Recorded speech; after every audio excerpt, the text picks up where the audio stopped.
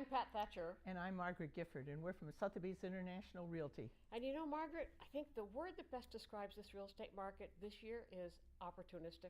I think that's a great word to describe what the real estate market's doing now. I think it is also, and that says if you're a seller, by golly, get your house ready correctly. And if you're a buyer, do your homework. So if you want to be part of this opportunistic real estate market, jump on that horse. Carlson Printing for all your printing needs. 508-548-7303 or toll free at 1-800-696-7303. Our email address is carlsonprinting@aol.com. Carlson Printing for all your printing needs.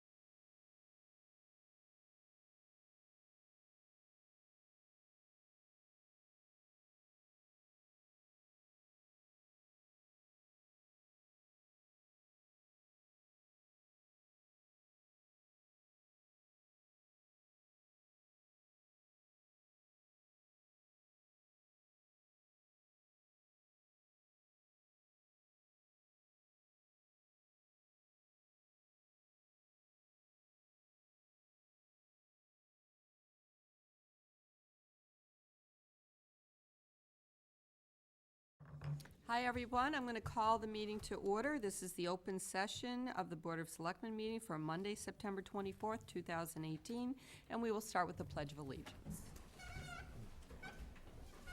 Pledge allegiance to the flag of the United States of America and to the republic for which it stands, one nation, under God, indivisible, with liberty and justice for all. Thank you. The first item on the agenda is the Eagle Scout proclamation for Timothy Leonard, Boy Scout 42. It will be moved ahead to either the 1st or 15th of October. We look forward to that. The next item on the agenda is the Eagle Scout proclamation for Edward Geishiger, Boy Scout Troop 42. Mr. Patterson. Whereas Edward J. Geishiger of Boy Scout Troop 42 has successfully completed qualifications for the rank of Eagle Scout, a rigorous and demanding process that teaches patience, perseverance, and teamwork, and requires strong goal setting, and Edward J. Geishiger met these challenges with aplomb and shall be recognized as an outstanding representative of his family, his troop, and Falmouth. And the Boy Scouts of America, long acknowledged for building fine citizens, calls for a special court of honor to award its highest symbol of achievement to those who complete this rank. And whereas Edward J. Geishiger is now an Eagle Scout with all its rank and privilege, now therefore we, Susan L. Moran, Megan English Braga, Douglas Jones, Samuel H. Patterson, and Douglas C. Brown, as selectmen of the town of Falmouth, do hereby declare and proclaim Sunday, November 18th, 2018, as Edward J. Geishiger Day throughout Falmouth. Second. All those in favor? Aye. Aye. Would you mind coming up and presenting your project to us? Thank you.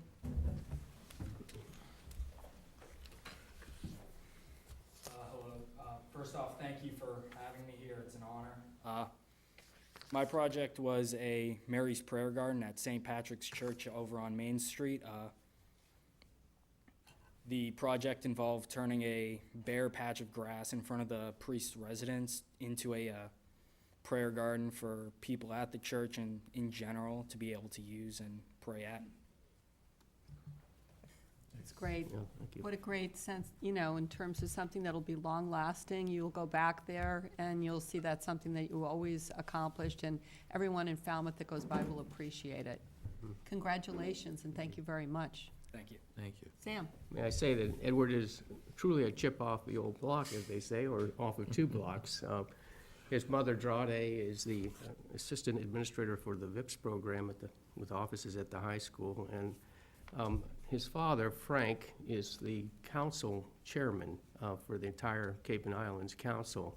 And so they have been active in supporting his growth all along the way. And not only that, but the growth of many young men who have participated in Cub Scouts and Boy Scouts. So they are truly fine citizens in our town and have benefited many, many young men, not just their son Edward. So my thanks to them for everything they do for this town. And then I should recognize Al Beal for his constant support of all the units in Falmouth. He's the unit commissioner, is that the correct term? I'm on Maine. Edward is also a member of Sea Scout Ship Corps, that's why we got all the Sea Scouts here. That's Gotcha. great support. Indeed. But congratulations, Edward. I know what the process is about, seen many young men get there, and congratulations. Thank you. Congratulations.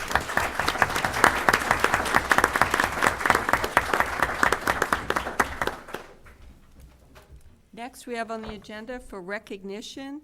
I just want to make a statement of appreciation for the first responders and folks in the Carolinas, as well as their relatives and friends in Falmouth. We hope for a quick recovery from the storm, and we appreciate coming forward our own emergency preparedness folks who serve the Cape Cod. So thank you very much, and best of luck and good wishes on the recovery. Next, we have announcements. Any tonight? Just that we have an upcoming meeting with Senator DiMacedo to check in about progress with New Bedford. That's going to be, not sure if it says within the week, but it's coming up soon. Great, and progress in New Bedford for those that are hearing it the first time? Well, there's funding now for the state pier, and that seems to be moving forward at $25 million. There's also approval for mixed-use development that the mayor had been hoping for along the front, but Senator Montigny and I forget the other guy's name, but there's 2 local guys that are keeping the option open for trucking on that waterfront. So that language has been kept in there. So. And so the benefit to Falmouth might be less traffic in terms of trucks Possibly, yeah. that would be going to the island Yeah, hopefully. in the long term. Great. Great announcement. Next, we have on the agenda public comment, which is an opportunity for anyone in the audience to speak on an item that's not on the agenda. You would have 2 minutes in there, just are not allowed any personal references. Mr. Finneran.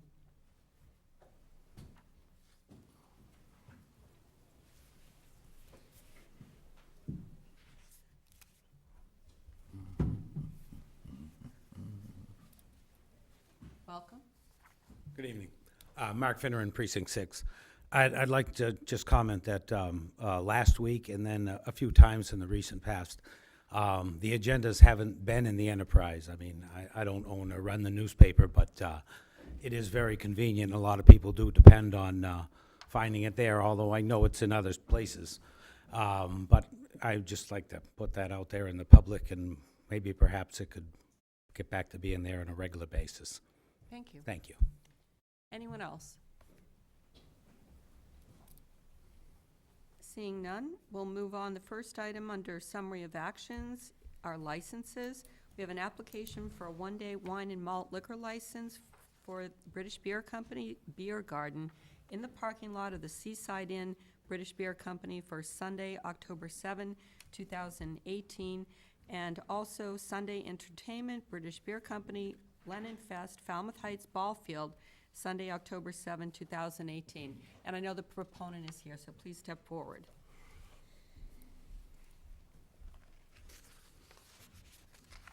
Would you tell us a little bit about the proposed events and introduce How you doing? yourself, sir? Rob Lowen, General Manager of the BBC and the Seaside Inn. Lennon Fest is the 13th annual Lennon Fest. Every year we pick a beneficiary for the event.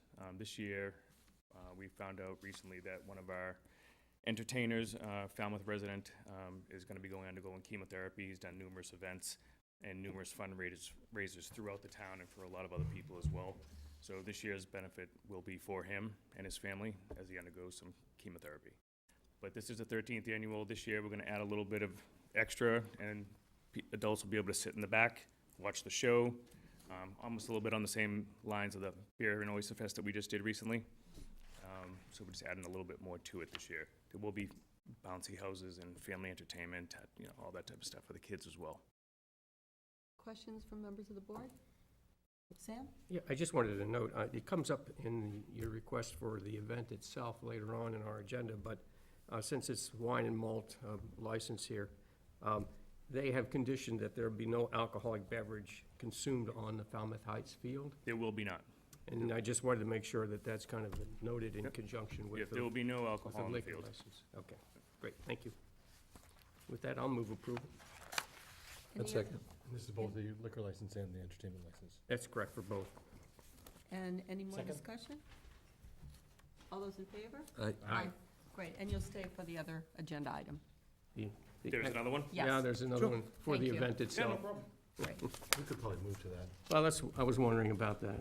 Let's- Seems let's- like, There's a sense of being efficient tonight, which is great. That's The all next item, we'll move to special events recurring, which is item 3A under the agenda for Lennon Fest, BBC, Falmouth Heights Ball Field, Sunday, October 7, 2018, and Rosary, let's hold on that, sorry.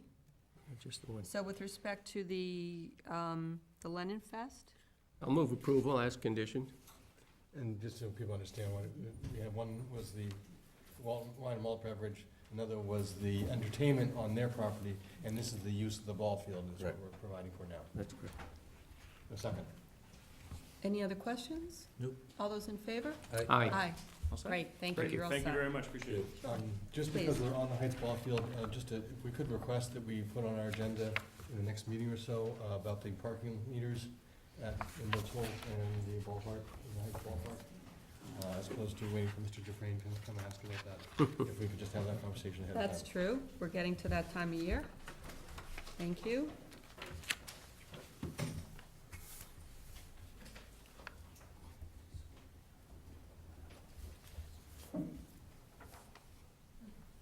Right after this event. Next item on the agenda, under administrative orders, we have whether to vote to approve funding in the amount of $65,000 from the Falmouth Affordable Housing Fund to fund the Falmouth Housing Trust for construction of affordable house at 72 Deer Pond Road. Mr. Johnson-Staub. Yes, our housing coordinator, Carla Ferroni, is here, and she's prepared to give a quick summary of these two Falmouth Affordable Housing Fund items. Great. In that case, we'll take the second one as well, which is vote to approve expenditure from the Falmouth Affordable Housing Fund of up to 2.5%, which is $4,430 of the purchase price of the affordable property at 338 Sam Turner Road for brokerage fees associated with finding an income-eligible buyer. Welcome, Ms. Ferroni. Thank you. First item you have is to approve funding in the amount of $65,000 to the Falmouth Housing Trust to build a single-family home at 72 Deer Pond. This house will be 3 bedrooms, 2 bathrooms, and sold to an eligible purchaser with an income of 80% of the area median. The selling price will be $195,000. The Falmouth Affordable Housing Fund Working Group reviewed this proposal and voted unanimously to support the trust with the $65,000 for this home. We're asking that the Board of Selectmen, acting as trustees of the fund, vote to approve that expenditure. And the Doug. monitoring agent for this project will be? The monitoring agent hasn't been determined yet. We usually wait until all of the legal documents are completed before we can see that. Just so we can do what we can to make sure it stays affordable. That just this past year, we've had a number of units that for one reason or another, we keep losing. And so make sure that we can do that. I think honestly, and maybe I should disclose that I am on this working group, but we're getting a little smarter about these restrictions, the affordability restrictions, and the language is tightening up. So I think in the future we'll have a little less of the hiccups that we've been seeing. I would in fact call it an overhaul of the entire system. Ms. Ferroni, Mr. Johnson-Staub, there's been a lot of work Indeed. put into this, so much appreciated. I think the fact we even have this working committee is a huge step to make sure that this is happening, so Right. appreciate the work you're doing on that. Well, I think actually, I'm gonna give more credit to Carla, who's kind of watching the details of what's going on in the language on each of these transactions. So that's what we've needed, is somebody looking, but also benefiting from our experience on all the, and I know that Peter does bring a lot of experience from working in other municipalities.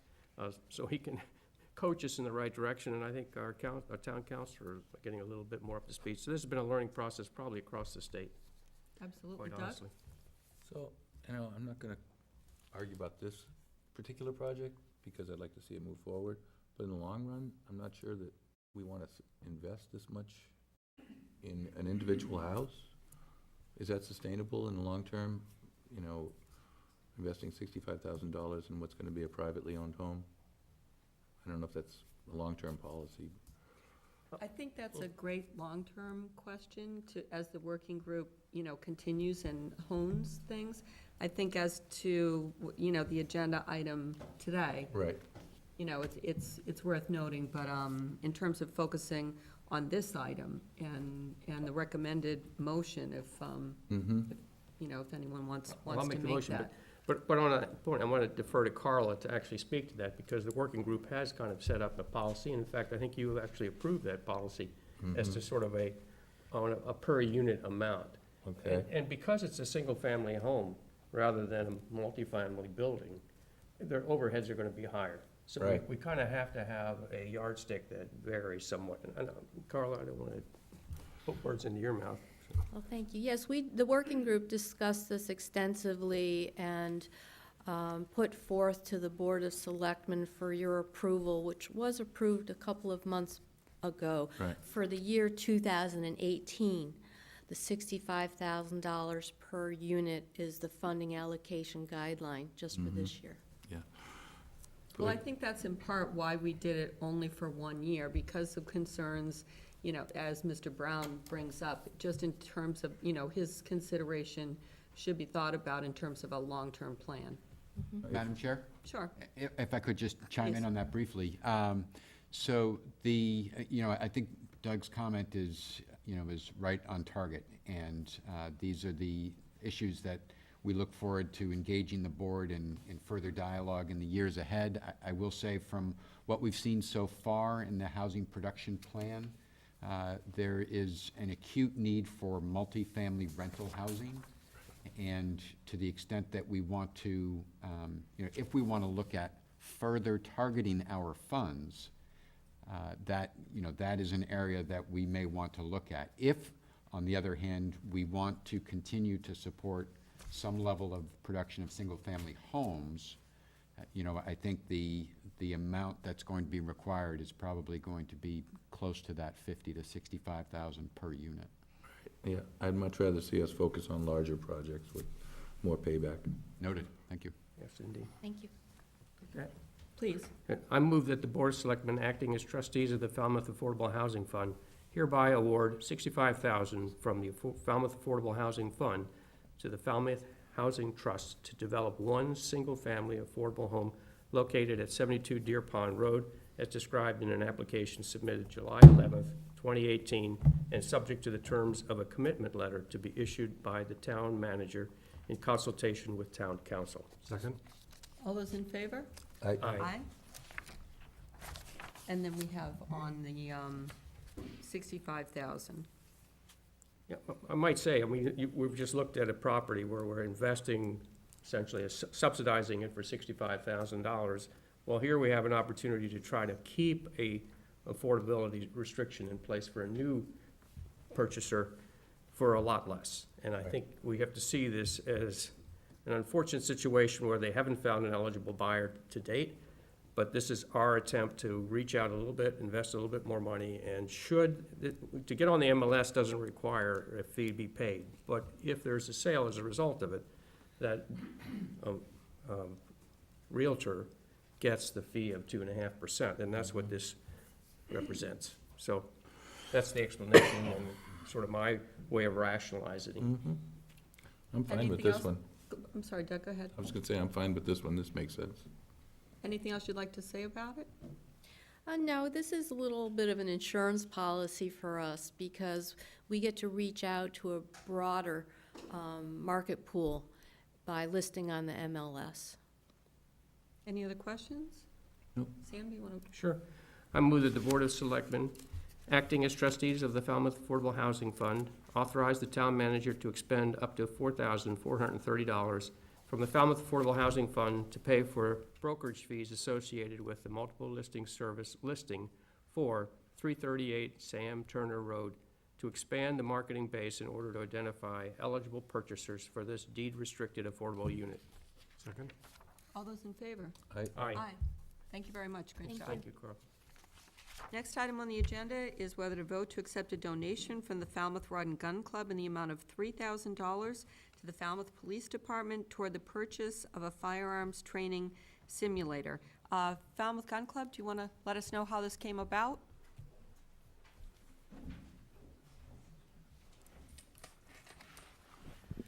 Good evening. I'm Gary Anderson from Precinct 7. I'm also the treasurer of the Falmouth Rod and Gun Club. With me tonight are two gentlemen, Kevin Narbonne, who is our manager of our bar and a member of the Rod and Gun Club. He is also the proud father of one of our finest on the Falmouth Police Department, and also Perry Ellis, who is our vice president of the Rod and Gun Club. Kevin Narbonne and his son were deeply moved, as all of we were, with the shooting of the two officers, Officer Moore and Officer DeMiranda. And Kevin took it upon himself to do a fundraising event, and so we had a luau afternoon, and we raised about $800 in selling the dinner tickets, which was donated toward this cause. The members of the Rod and Gun Club voted to match an amount to bring it up to $1,500. The bartenders of our group donated all of their tips, which was another $400. And then we had a raffle, and that raised another $1,000. We're at $2,900. And we received another donation for $100 to make it $3,000. So if I may, I would just like to read something into the record. Please.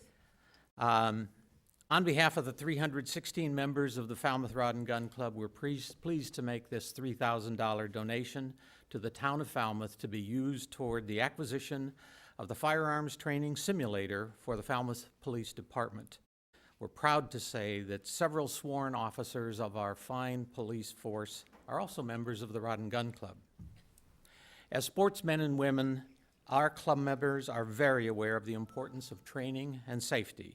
The club offers hunter safety and firearm safety training courses from certified instructors to its members and to the general public. For several years, we have partnered with the police department to make the club's shooting range available for firearms training and qualification at no charge. We're confident that the acquisition of the firearms training simulator will further hone the skills and professionalism of the men and women of our police force. Thank you to Chief Dunn and the entire police department for the very fine service they provide to the town of Falmouth. And we would humbly wish that you would accept this donation that we are happy to make to the town for the police department. Kevin? Thank you. Is there a motion while we're? Well, the question is whether this is a grant that we need to Thank just double check with the finance committee, or is it a purchase that we don't need to worry about any further expenditure? I think that was looked into before this process was.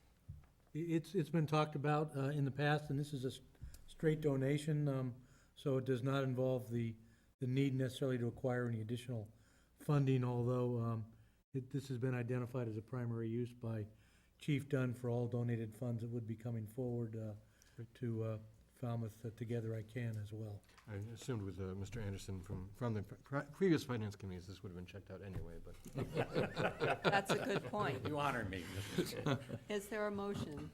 I move acceptance with gratitude. I'll second that. Second, and along those points, correct, Falmouth Together We Can, Chief Dunn has asked that this particular simulator be, he's publicly noted that that's what he wants to focus on going forward. So this is a great addition. With no more discussion, all those, Doug? One more thing, any idea what the total cost is for that training simulator? He told me, and I know Falmouth Together We Can has that information. I just don't want to misquote off the top of my head. Just curious how close we're getting to the goal. I think it's a good toss in the bucket, but there's quite a bit more to go. Okay. Keep sending them in. Absolutely. All those in favor? Aye. Aye. Thank you very much. Thank you. And I'm going to hand that right over so it doesn't get lost in the other paperwork. Thanks, Gary. Thank you. Super. The next item on the agenda is whether to vote to approve an application to the Massachusetts Office of Disability for ADA Transition Plan grant funds in the amount of $82,000. Mr. Suso? Yes, thank you, Madam Chair.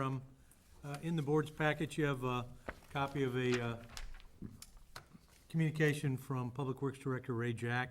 Ray is working in Public Works, has been working actually toward an ADA transition plan, and it came to our attention recently, working with in an expanded way with the Disability Commission and Chair Kathleen Haynes, that there are some grant funds available through the state for that purpose, with which we can partner for the completion of this plan to actually save taxpayers some additional money that we would be expending for this same purpose. So we recommend a favorable consideration for an important element that we would be pursuing in any case. Is this townwide? Yes. Any other questions? No? Good idea. Is there a motion? I move approval of our application. Second that? All those in favor? Aye. And thanks to Ray for looking out to save the taxpayers money. We can sure need that.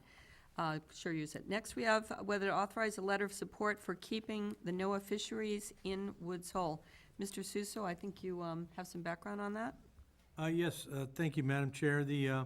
We were notified, I think initially at a recent meeting of the Cape Cod Selectmen's Association, Right. that there were some movement afoot by one or more other municipalities to attempt to relocate the National Oceanic and Atmospheric Association or administration offices from Woods Hole to their particular municipality, which would be hugely counterproductive for many, many reasons. And pursuant to that coming to our attention, working with a number of other elected officials, there was a draft statement, a draft letter prepared, which is in the board's packet.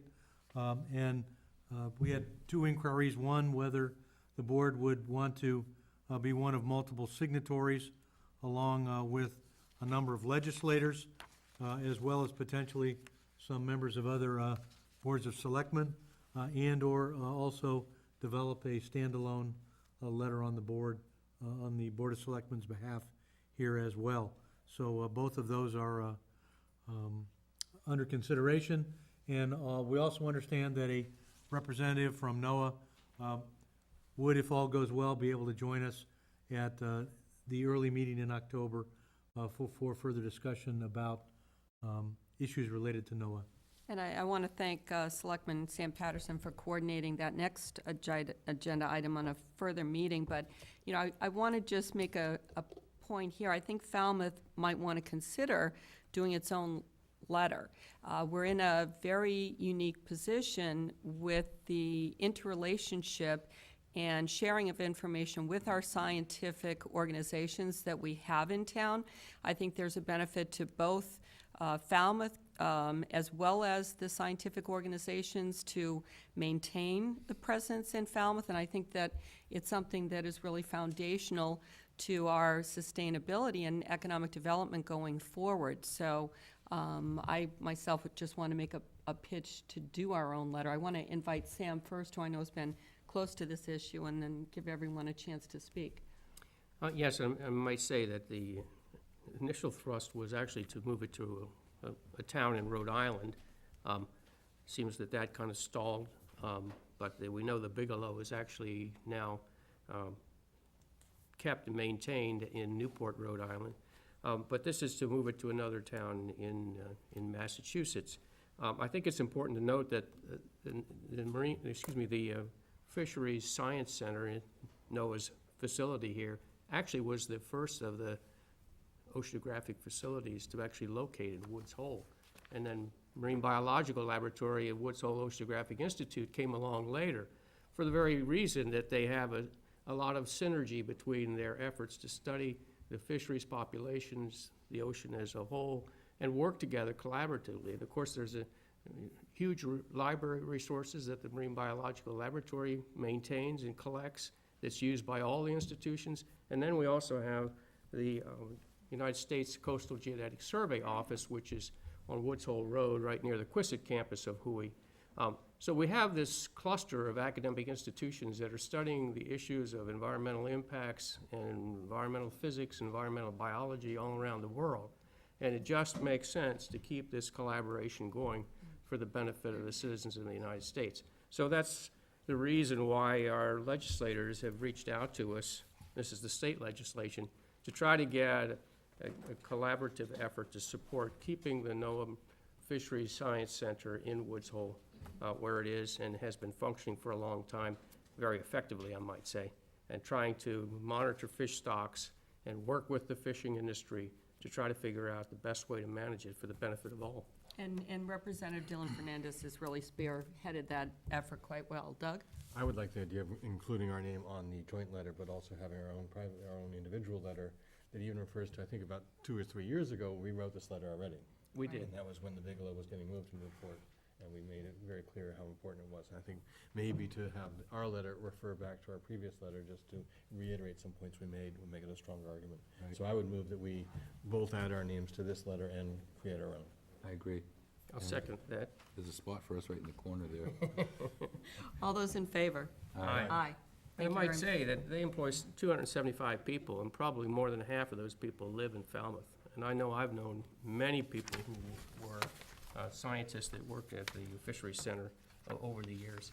So this is really trying to support Falmouth families. I got a Absolutely. question about it. Is Doug? maybe, has anyone done any inquiry as to what their impetus for moving was? Is their building run down, or they need some kind of? Oh, they're not, no, this is a political initiative. They don't want to move. Oh. At least that's what I'm being told. It's another municipality trying to get them.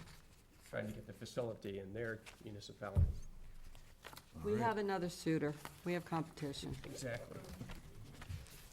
All right, the next item on the agenda is, we are about time. We're going to skip ahead to the 7:30 public hearing on the flow-neutral bylaw, evaluation of request for variance for 291 to 295 Main Street, Falmouth, parcel ID 47A 14011-007.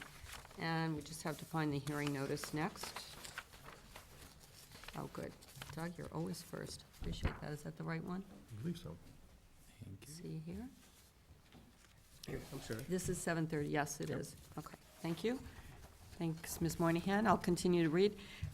This is the notice of the public hearing. Notice is hereby given that the Board of Selectmen of the Town of Falmouth will hold a public hearing on Monday, September 24, 2018, at 7:30 PM in the Selectmen's Meeting Room, Town Hall, Falmouth, Mass., on the application of Attorney Laura Moynihan for a wastewater flow variance under Chapter 180, Section 56 of the Code of Falmouth, the so-called flow-neutral bylaw for Bangkok Thai, a 49-seat restaurant, and a new 90-seat restaurant at 291, 295 Main Street in said Falmouth, parcel 47A, 140110007, per order of the Board of Selectmen, publication dates having been Friday, August 14, 2018, in the Falmouth Enterprise. Ms. Moynihan, welcome.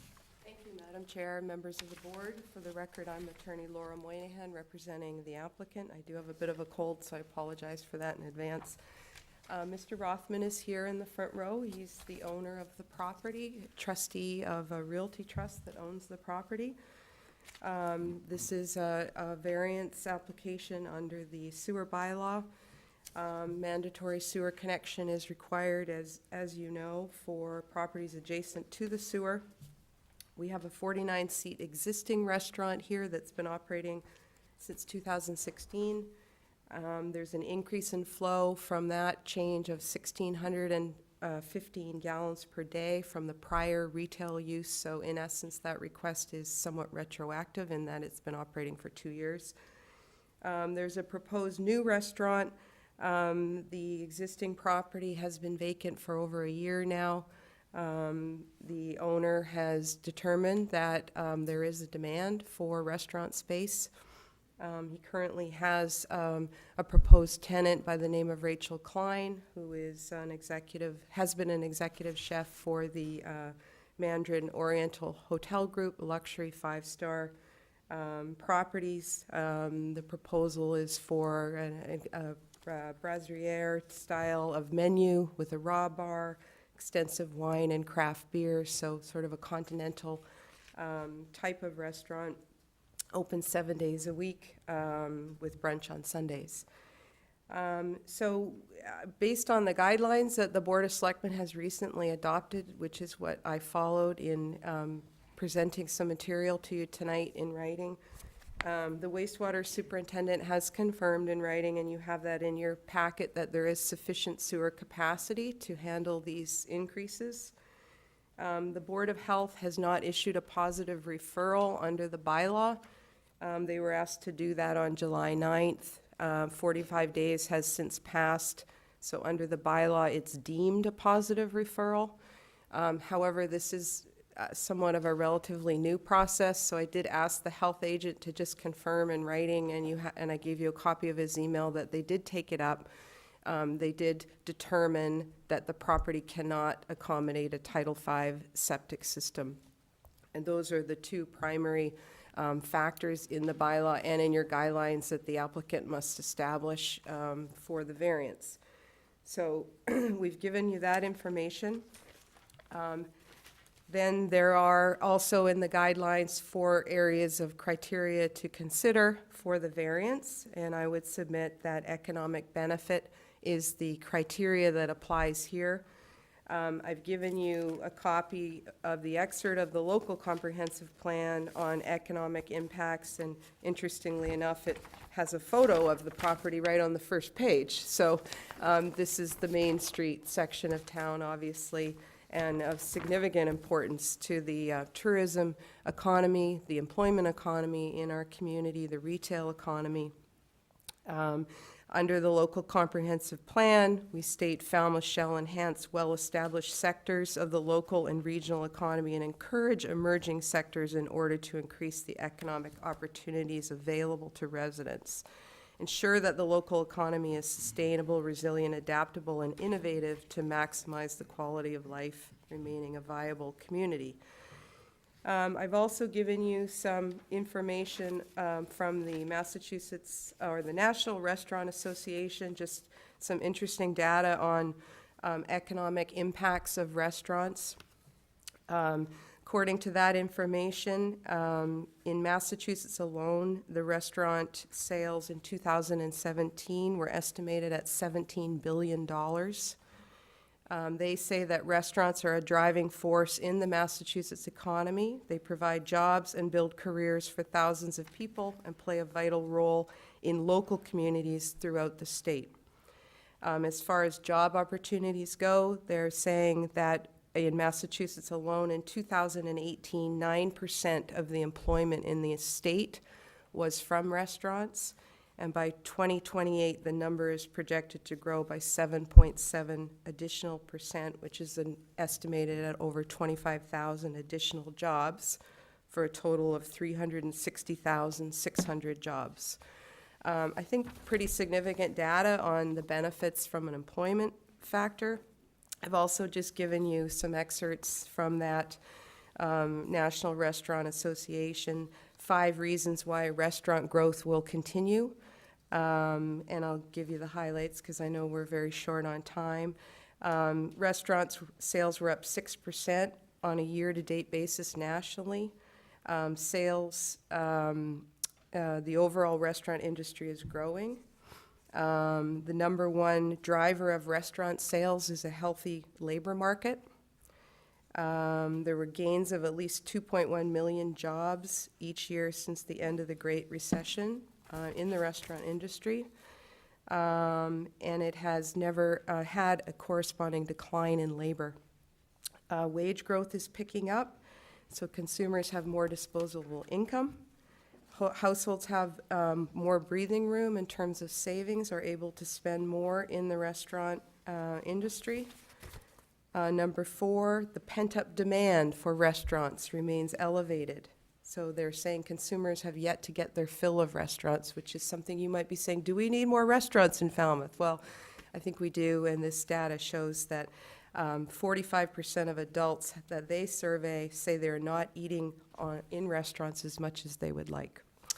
And 5, consumers crave new experiences, so new restaurants are growing in that. And interestingly enough, there's an article that restaurants are leading in the middle-class job growth sector, with a 4 times stronger than the overall economy. So not only are restaurants the leaders in total job growth, they're also adding middle-class jobs at a much stronger rate than the overall economy. So just quite a bit of data there, but, and lastly, obviously, the meals tax. Since 2011, Falmouth adopted the local meals tax. So there's a 0.75% meals tax that comes directly back to the local economy. When that went to town meeting in 2011, it was estimated then that it would amount to about $600,000 in additional revenue to the town of Falmouth from that meals tax from into the local economy. So significant, of course, to tourism, providing services downtown. I think the economic benefits are obvious, and as the wastewater superintendent has indicated, the flow can be handled. So with that, we would ask you to grant the variance and would, of course, be happy to answer any questions that you may have. Thank you. Doug? Thank you. He's been first. Can I just clarify about the Board of Health? Initially, I think the Board of Health voted that there was not sufficient space for Title V. Then they rescinded that motion and took no action, which effectively makes it a positive recommendation. That if anyone checks the minutes, that there was the initial vote that I think they realized would preclude this from happening. But by taking no action, it allows it to be approvable by Default, so to default. speak. Yeah. And I could- Please? So I think we're gonna have to adjust the language in that bylaw, because, this Main Street is we're gonna run into a lot of redevelopment it's not gonna apply. I think maybe we should add language that says excluding B1 and B2, or maybe we'll say the need to put a Title V septic should only be in the residential areas, because that was the original intent, was when we were sewering residential areas, we didn't want people building up giant things right to the edge of the lot line, and to keep growth under control. But on Main Street, we're gonna have to allow redevelopment, and a lot of this, like the Weeks building, a lot of these things are gonna probably redevelop, and they're not probably gonna meet the Title V. Well, it's good. We have, I note the planner and members of the planning board, lots of interesting, also, if you want to pop up and, Madam Chair, I have just one point of clarification. My understanding, just to clarify, is that while the flow neutral bylaw does require that input from the Board of Health, which you've received, a failure to make a positive recommendation, this board can nonetheless grant a variance. So it's not an absolute requirement, but is an input for you to take into consideration as Selectman Jones has indicated. Well, and I think Selectman Brown's point is this, this process, from the staff and the committees needs to be honed more for the Board of Selectmen. We were kind of playing catch-up here, and I think it's important to continue that work and address all of those issues. Yeah, because we could streamline it for the applicant. They don't need to go through this much of a process to prove that, they're worthy of a connection when we know we're gonna do it anyway. Any other questions? Mr. Johnson-Staub, comment? Just some background on the bylaw. It was, as I understand it, and I know it's consistent with other communities as well, a requirement of the low-interest loan financing from the Water Pollution Abatement Trust, that we have a bylaw such as this to monitor and to control flow and to control development. So, certainly it's something that we can revisit and research, but it may not be as simple as, certainly it's a bylaw, so we can't just change the procedure without a town meeting vote to amend the bylaw. But even potentially amending the bylaw, we would need to revisit those requirements of the low-interest loan and make sure that we're consistent with that. Very good Your coordination. point is very well taken from a common sense standpoint and from a development standpoint. We just need to be mindful of what the implications are. Sam? Yeah, so does the state regulation flow down to us for the suitability of a Title V system on that property? I don't know about that level of detail. It requires a flow-neutral bylaw. Well, that I understand. Right, so, That but I was makes sense. speaking more generally to Selectman Brown's point about, do we have to require existing businesses on Main Street to go through this process? And there may still be some need to control even redevelopment, even in an area that we desire it. Okay. I want to move the hearing and see if there's anyone in the audience that wants to speak in favor of this application. Seeing none, is there anyone in the audience who wants to speak against this application? I move to close the hearing. Second. Madam Chair, could I just clarify one point? And I apologize, Selectman Jones, if I misunderstood what you were saying, but I just want to get it on the record that the bylaw does specifically state that if the Board of Health does not make a referral, it's deemed a positive referral. Okay, Exactly. just want to be, Yep. thank you. Okay. Ms. Lowell, did you have any comments? Great. So I would, I guess if we want to have any findings that we Well, found. I just want to take the vote on closing the hearing. Okay. If that's okay. All those in favor? Aye. Please. So it sounds like we've heard that there is a de facto approval by the Board of Health on the Title V. We've heard from the wastewater manager that there is sufficient flow. I'm convinced that there is an economic benefit for the development of this project Pursuant to our guidelines. pursuant to our guidelines. And with those findings, I would move approval of the variance. I would second. Okay, I'll take a second, and that's on accepting the findings and on approval. All those in favor? Aye. Thank you very much. Madam Chair, may I just clarify? Please. This applies to both 291 and 295 Correct. Main Street. Just want to make that clear Right. for the record. And could I Thank just you. follow up with another question from Ms. Lowell? How many properties on Main Street are not connected? Do you know? Is this property not connected now? Well, we've ended the hearing, just Okay, I'm just so- curious Yeah, of information. Yeah. I'm curious about that as well. So I'm Amy Lowell, the wastewater superintendent, and all the properties from from the post office intersection east are connected to the sewer. Okay. And now Davis Straits, those properties are all connected as well. T-Ticket Highway, when we're done with the Little Pond Sewer project, they'll be connected up to Sandwich Road almost. Okay. So this is redevelopment, and that's why you're hearing about it. This property, as well as several of the others that have hearings tonight, already had a sewer connection. The reason they're here tonight is that the redevelopment triggers the flow-neutral bylaw. Okay, thank you. Helpful background. Thank you very much. We're going to move ahead on our hearing schedule. The next item is the 7:35 flow-neutral bylaw hearing. Evaluation of request for variance for 587 Main Street, Falmouth, parcel ID 47B0401101500. Thank you, I'm actually on time this one.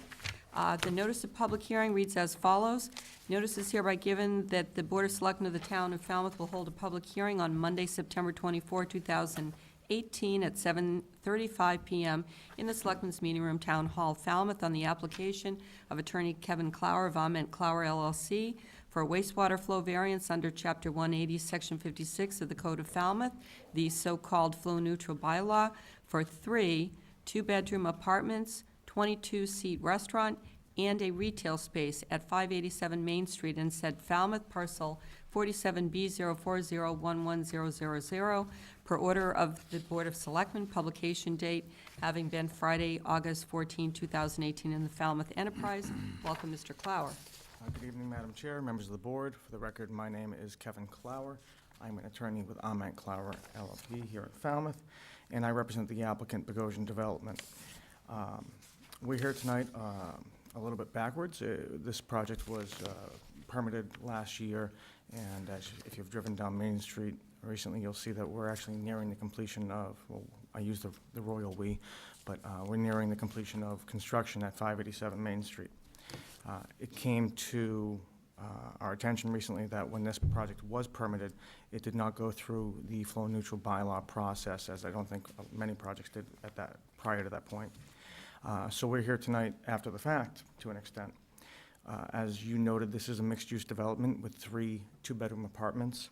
There are 2 other apartment rentals in the back, which are presently on sewer. Those are existing, presently on septic. Those are existing and are remaining on septic for the time being because there's nothing wrong with them. Those lots have since merged into one lot, and in the permitting process, it was determined that those could remain on the existing septic for the time being, rather than create a new tie-in. But the front building is in fact going to be on the sewer, and that does have 3 two-bedroom apartments, as well as 2 retail endeavors on the first floor, being a 22-seat restaurant and retail space. I'll admit to you, I don't have quite the presentation that Attorney Moynihan had. And I can't give you quite as many statistics, but what I can tell you is that in Ms. Lowell's presentation to this board previously, this project has already been factored into the figures that she's provided as to the existing wastewater flow. The Board of Health did issue a positive referral that we could accommodate a Title V system that would handle the entirety of the flow on site if need be, meeting that standard in the bylaw. And further, I believe that there's certainly an economic development aspect to this, as well as the addition of much-needed housing stock. So with that, I'll see if there's any questions, and I would ask that you grant this variance. The units are not affordable housing, is that correct? That's correct. Okay. That is one of our other priorities we could put in there. For the guidelines, correct? Any other questions of Mr. We Clower? can use this as a stick for next time, huh? All right, seeing none from the board, is there anyone in the audience who would like to speak in favor of this application? Seeing none, is there anyone in the audience who would like to speak against this application? And move to Seeing close the none. hearing? Second. All those in favor? Aye. What is the board's pleasure? I move approval. With the findings that Findings first. we have a referral from the Board of Health that's positive, we have wastewater manager that we can contain it, that we have a benefit economic development. It's a mixed-use development, which we're looking for in the business redevelopment area. And I guess also that the building's already built. And it provides housing. Right. And Did you it's- already say that? Well, Yeah, he did mixed use. Okay. And I might also mention that it's on Main Street sewer, which means it's be natural to hook it up. So there is a motion, and is there a second? Second. For those findings, as well as to approve the application. All those in favor? Aye. Congratulations. Thank you. You're stuck with me for more. Next item on the agenda is the 740 Flow Neutral Bylaw Evaluation of Request for Variance for 661 Main Street, Falmouth parcel ID 47B050120000A. The notice of public hearing is as follows. Notice is hereby given that the Board of Selectmen of the Town of Falmouth will hold a public hearing on Monday, September 24, 2018, at 7:40 PM in the Selectmen's Meeting Room, Town Hall, Falmouth, Mass., on the application of Attorney Kevin Clower of Clower LLC for a wastewater flow variance under Chapter 180, Section 56 of the Code of Falmouth, the so-called flow-neutral bylaw for a brewery, residential, and retail space at 661 Main Street in said Falmouth, parcel 47B 050120000A, per order of the Board of Selectmen, publication date being Friday, August 14, 2018, in the Falmouth Enterprise. Welcome, Mr. Clower. Good evening, Madam Chair, members of the board. For the record, my name is Kevin Clower. I'm an attorney here in Falmouth with Clower LLP, and I represent the applicant Bogosian Development. If we could just take everything I said 3 minutes ago and repeat it, that would be... You can just say ditto. Ditto, essentially. This is likewise a previously permitted project that went through the permitting process about a year ago, a little less. And if you've driven by, you'll notice it's down to steel frame at the moment. What's happening is the existing building is being essentially raised, and there's a two-story building being built in its place. It is mixed use with 7 apartments on the top floor, which will include a total of 10 bedrooms.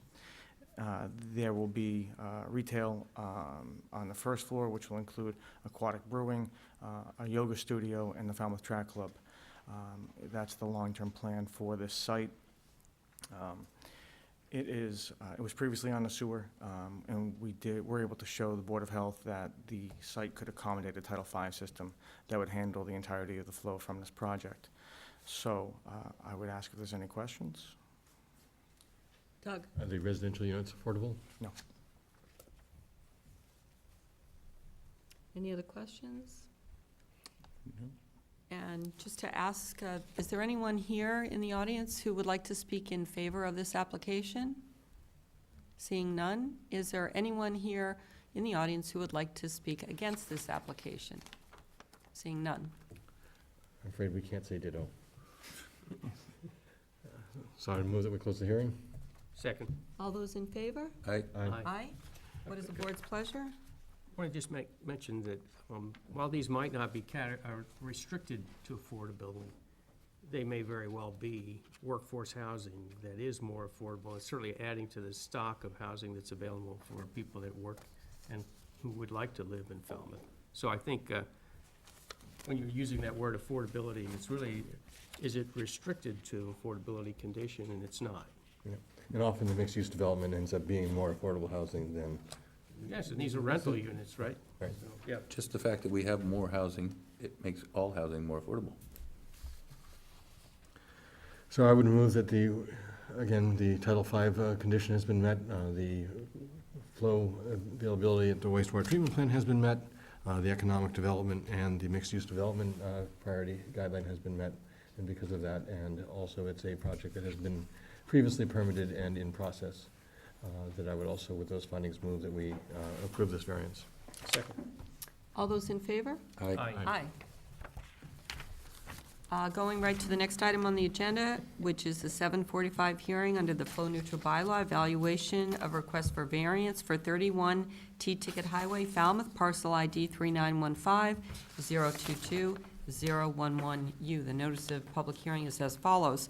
Notice is hereby given that the Board of Selectmen of the Town of Falmouth will hold a public hearing on Monday, September 24, 2018, at 7:45 PM in the Selectmen's Meeting Room, Town Hall, Falmouth, Mass., on the application of Attorney Kevin Clower of Clower LLC for a wastewater flow variance under Chapter 180, Section 56 of the Code of Falmouth, the so-called Falmouth Neutral Bylaw, for a restaurant at 31 T-Ticket Highway in said Falmouth, parcel 3915-022-011U, per order of the Falmouth Board of Selectmen, publication date having been Friday, August 14, 2018, in the Falmouth Enterprise. Welcome again, Mr. Clower. Good evening, Madam Chair, members of the board. For the record, and for the last time tonight, my name is Kevin Clower. I'm an attorney here in Falmouth with Clower Law Firm. I'm here tonight representing the applicant, the owner of 31 T-Ticket Highway in Falmouth, and presently they're in the midst of construction of a new restaurant. It was formerly an optometrist's office. It is now going to be, I believe Peel Pizza is the name of the new tenant. Similar to the other projects I've mentioned, this has been permitted already. This is a by right use, so it did not go through a special permit process or with the planning board, but did go receive a building permit from the town. And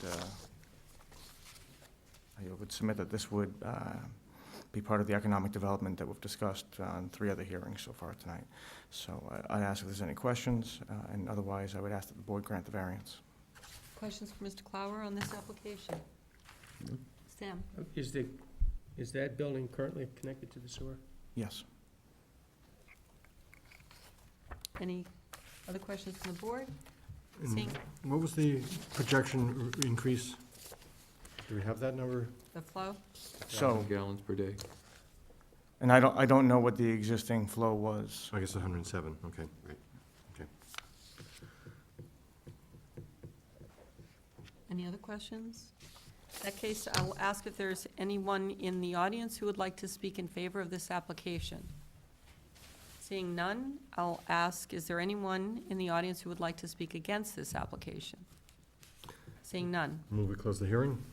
Second? All those in favor? Aye. Aye. What would the board like to do with this application?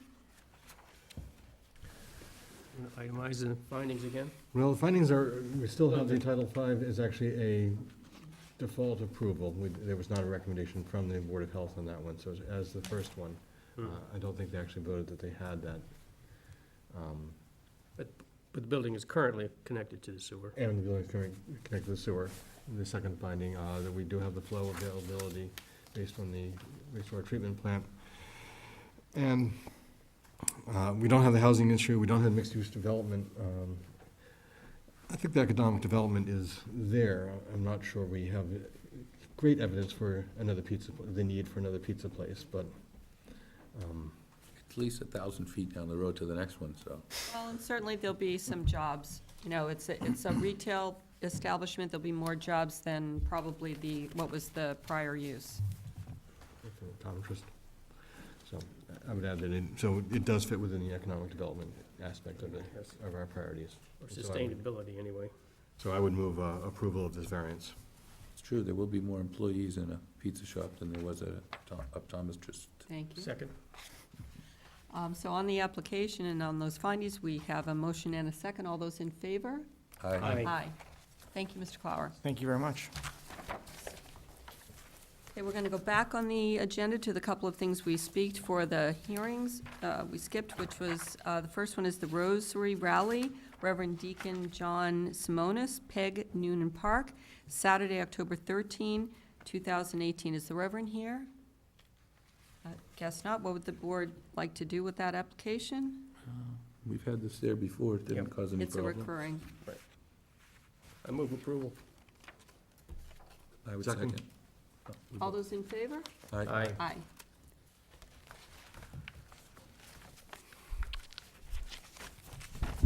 Next item we have is a new item. It's Live Free or Ride, Beach and Backroads Motorcycle Ride, Cape Cod Harley Davidson Dealer, Saturday, October 20, 2018. Is the proponent in the audience? Please step up.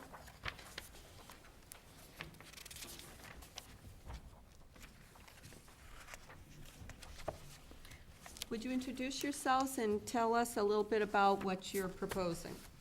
My name is Chuck Torlone. I'm with Cape Cod Harley Davidson. This is Richard LeBlanc, and he is the director of our dealership's HOG chapter, HOG being the Harley Owners Group. We are applying for permission to run a motorcycle ride, which will travel in part through Falmouth and also through Bourne. Cape Cod Harley Davidson is the only authorized Harley Davidson dealership on Cape Cod and has been for quite some time.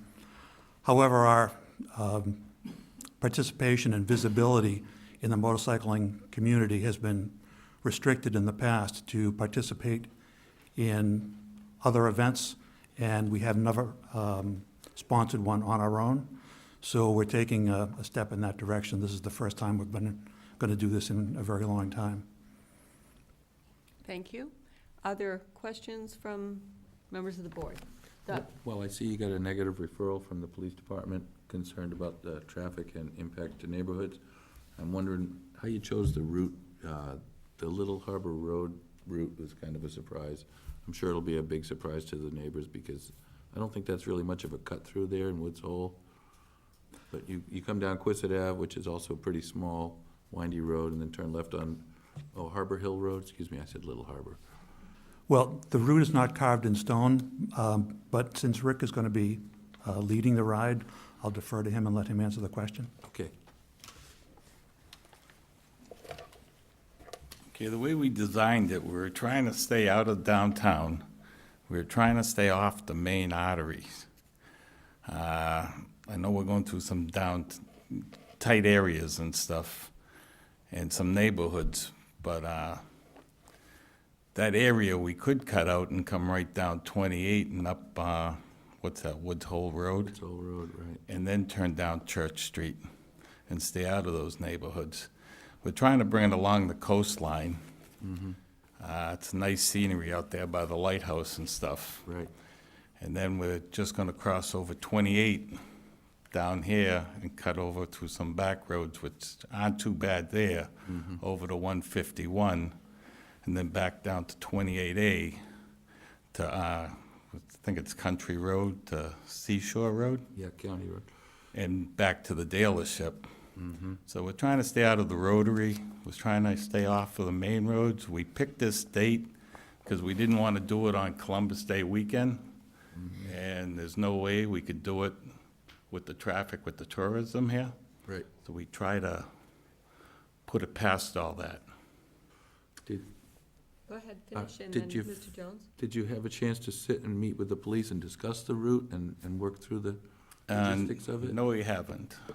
That's probably why you got the negative referral. They probably would have asked you to consider these larger roads, maybe, I'm guessing. This is the first time we've done it, so we really didn't know. I mean, we just found out we had to put in for the variances and stuff like that. Okay. This year, we're not charging anything. It's a free ride. Mm-hmm. Next year, we'd like to just put it to a charity. Mm-hmm. I mean, in our club, we got 5 women that just were diagnosed with breast cancer, so we're looking at breast cancer.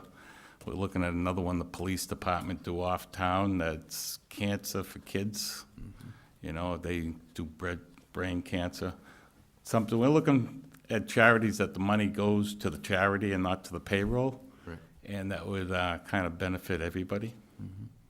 Mr. Jones? Certainly, this is not the first time there have been motorcycle rides through the town of Falmouth, and they're very unpopular. And there's absolutely no way I can support this in this town.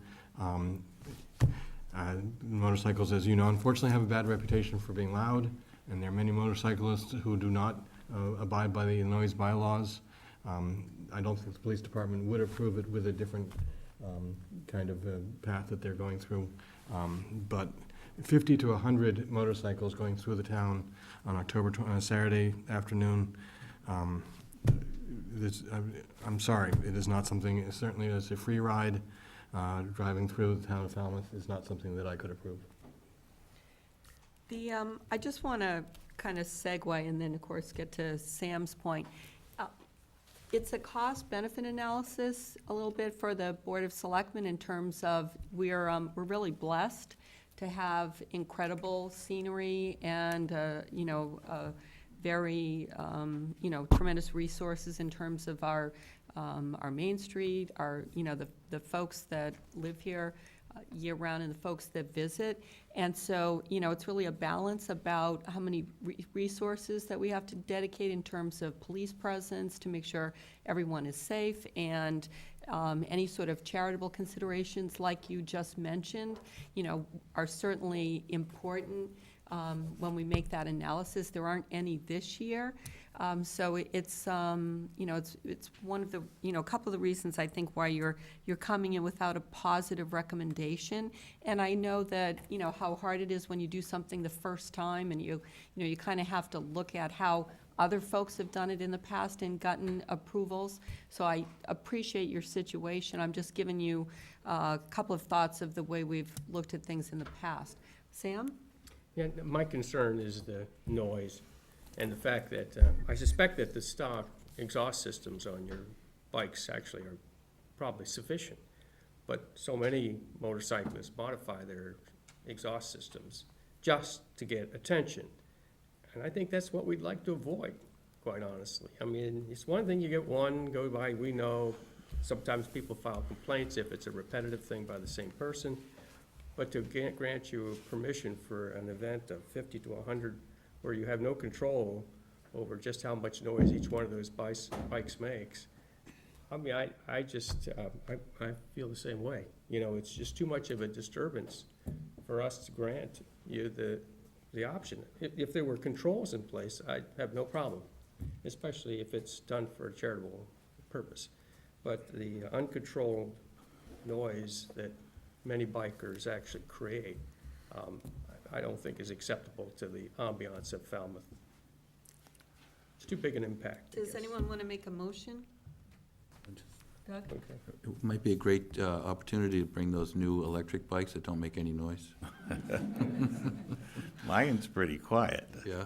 But Yeah. I got the stock exhaust and everything on it. I don't want the Exactly. noise personally myself. I don't know if a Sunday would be a better day, or Probably not. I'm thinking that someone's probably going to make a negative motion. I'll make a negative motion to deny it this time, and would invite you to come back with some kind of restrictions on the noise that's being produced by each one of the entrants, and come up with a charitable cause as well, to make it a little bit more acceptable. Is there a second? And a modified route with the police department. They will sit with you and give you advice as, if there was a possible route, they'll help you identify it. okay, so we could get a hold of them first. Yeah. And the events committee, there is an events committee that would have steered you to them. I don't know if you were in touch with them. Yours is not as much of an event as some would be, but it's still an event. Yeah. No, I called over the police department and told them, and they directed me to the town hall. Okay. To fill out the form. I gotcha. Who I talked to over there was the woman, and she didn't say I should come talk to them first. She just sent me this way, Okay. so. So we have a motion, maybe, a little more advanced now that you've had this dry run. Is there a second on the motion? Second? All those in favor of the non-approval? Aye. Aye. For this time. It's for this time, but Thank you for coming. see if you can't Sorry. come back with a more controlled Okay. activity. We're We'd gonna- like to support your efforts. That's from my perspective. Thank you. Thank you. We're now going to move forward to the 750 business items, which the first is presentation on Woods Hole Historic District Planning Study completed by the Cape Cod Commission. Sarah Korjeff, welcome.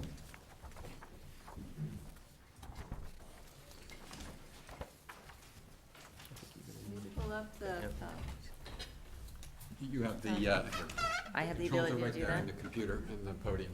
And your file should be Just have to let me reloaded. know how to get started. I'll take this setup time to announce on this item. We will, it's a presentation only, the board won't be voting, but we will take up to Are these yours? 5 or 6 public comments, if anyone might be interested after, 2 minutes maximum per person. And so if they're just, Cursor as a so that's pointer. announced ahead of time. And just advance with the arrows, right? Yep, or you could use this either Okay. way. Great, thank you very much. Welcome. All right, thank you very much.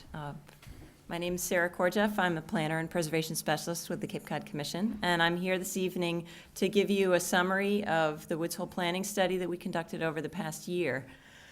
This project was initiated by, at the request of the town, and as a result and primarily as a result of a number of large-scale projects that had been initiated in Woods Hole in recent time, both at the Steamship Authority, at the Coast Guard Station, and also elsewhere.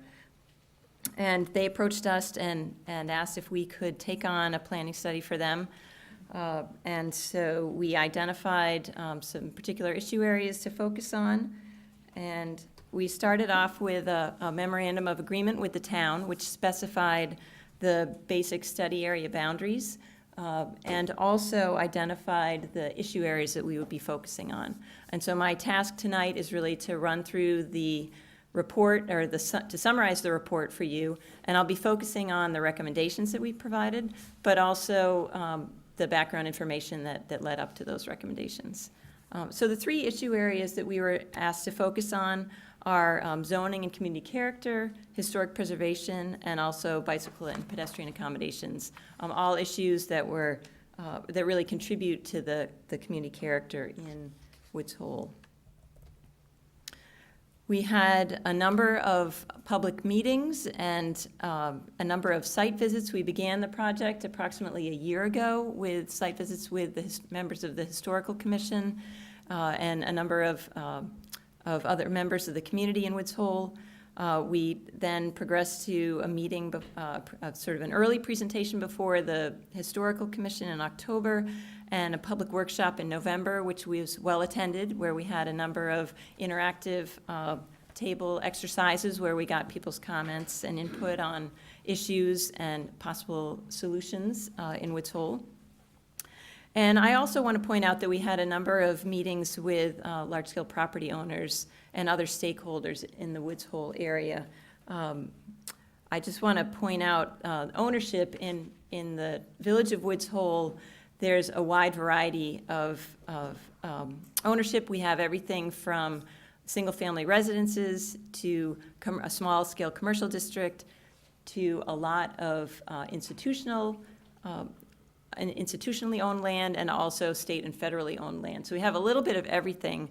There are a lot of stakeholders involved, and really at the request of MBL and WHOI in particular, we did meet with representatives of those organizations. They were good enough to give us tours of their property and talk about their issues of concern, and that their issues have been acknowledged in the report, and to the extent that we could address in some of the recommendations.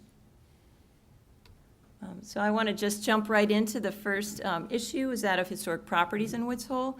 And I think this is a really important or sort of eye-opening exercise for a lot of the people that were at the workshop, in that this graphic shows all of the historic buildings that have been inventoried in Woods Hole that are within the boundaries of the historic district there. And I should point out that the historic district is shown by the dotted line here. And the solid line is actually the general boundary of the study area. But so these are the buildings within the historic district that are known to have historic significance, and these are the buildings outside of the historic district that are known, that have been inventoried and have historic significance. So you can see there's a lot of historic properties outside of the boundaries of the district, and that's really one of the issues of concern is, should Falmouth be looking at the possibility of expanding their historic district or doing other things to protect some of these properties?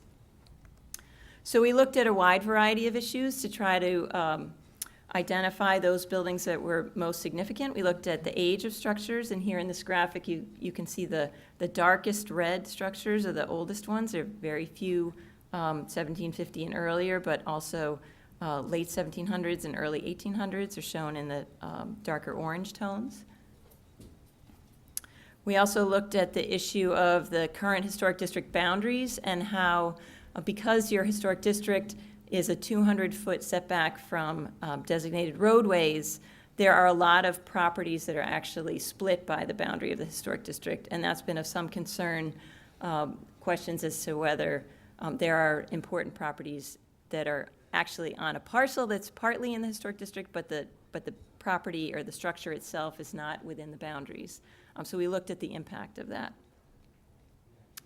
And then finally, we did as a staff assessment of the street impact and also architectural significance of the properties in the study area, or most of the properties in the study area, looking at sort of how much a building has a strong presence right on the road edge based on its proximity to the road, its size, its sort of scale and height right at the pedestrian sidewalk, and also looking at architectural significance of the uniqueness of a property, its age, its architectural detailing.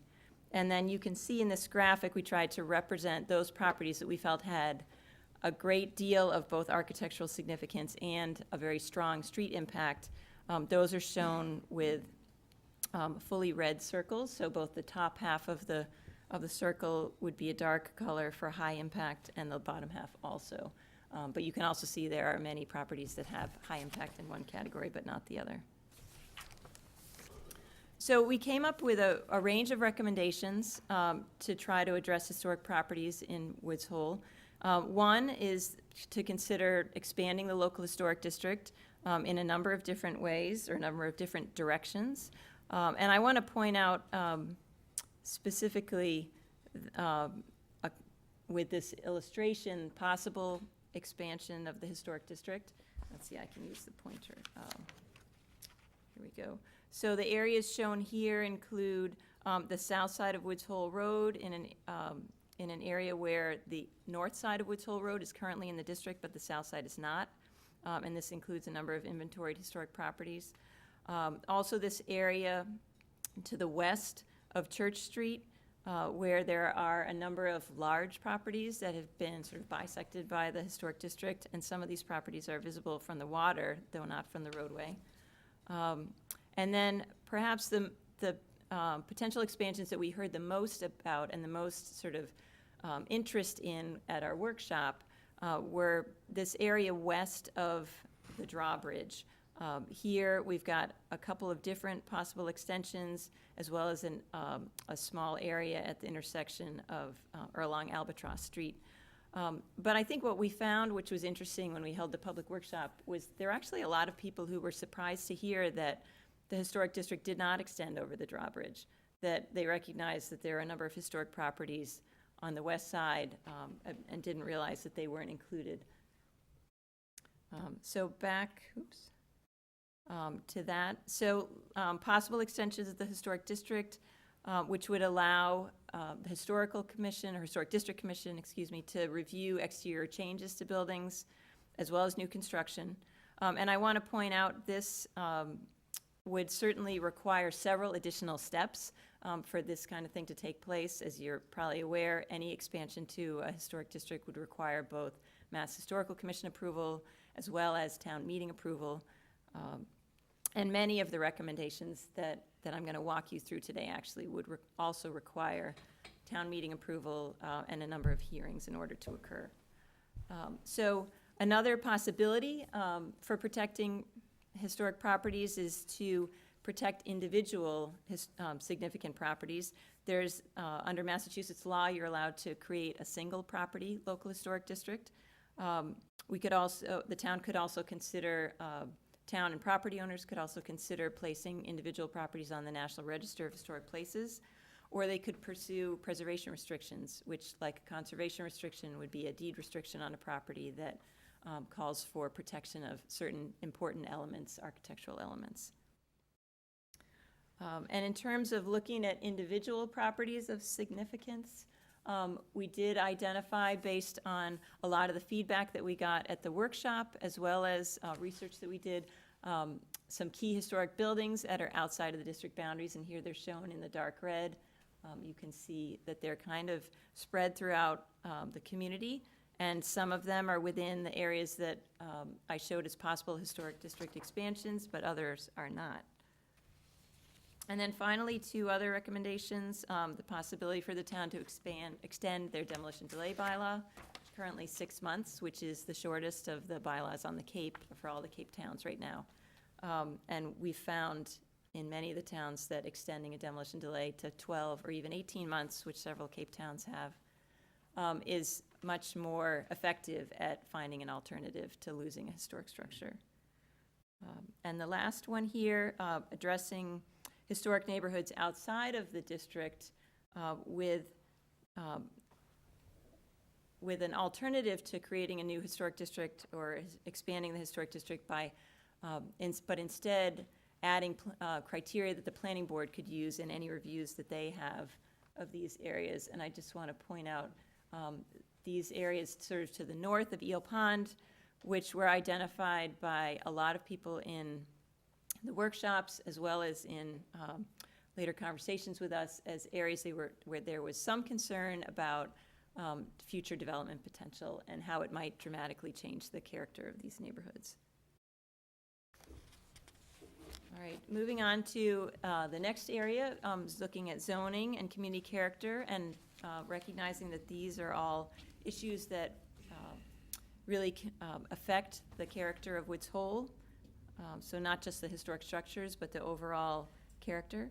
I talked about the wide variety of ownership in Woods Hole. There's also a wide variety of land use, and a number of a wide range of different residential zoning districts, as well as business and public use districts in the village.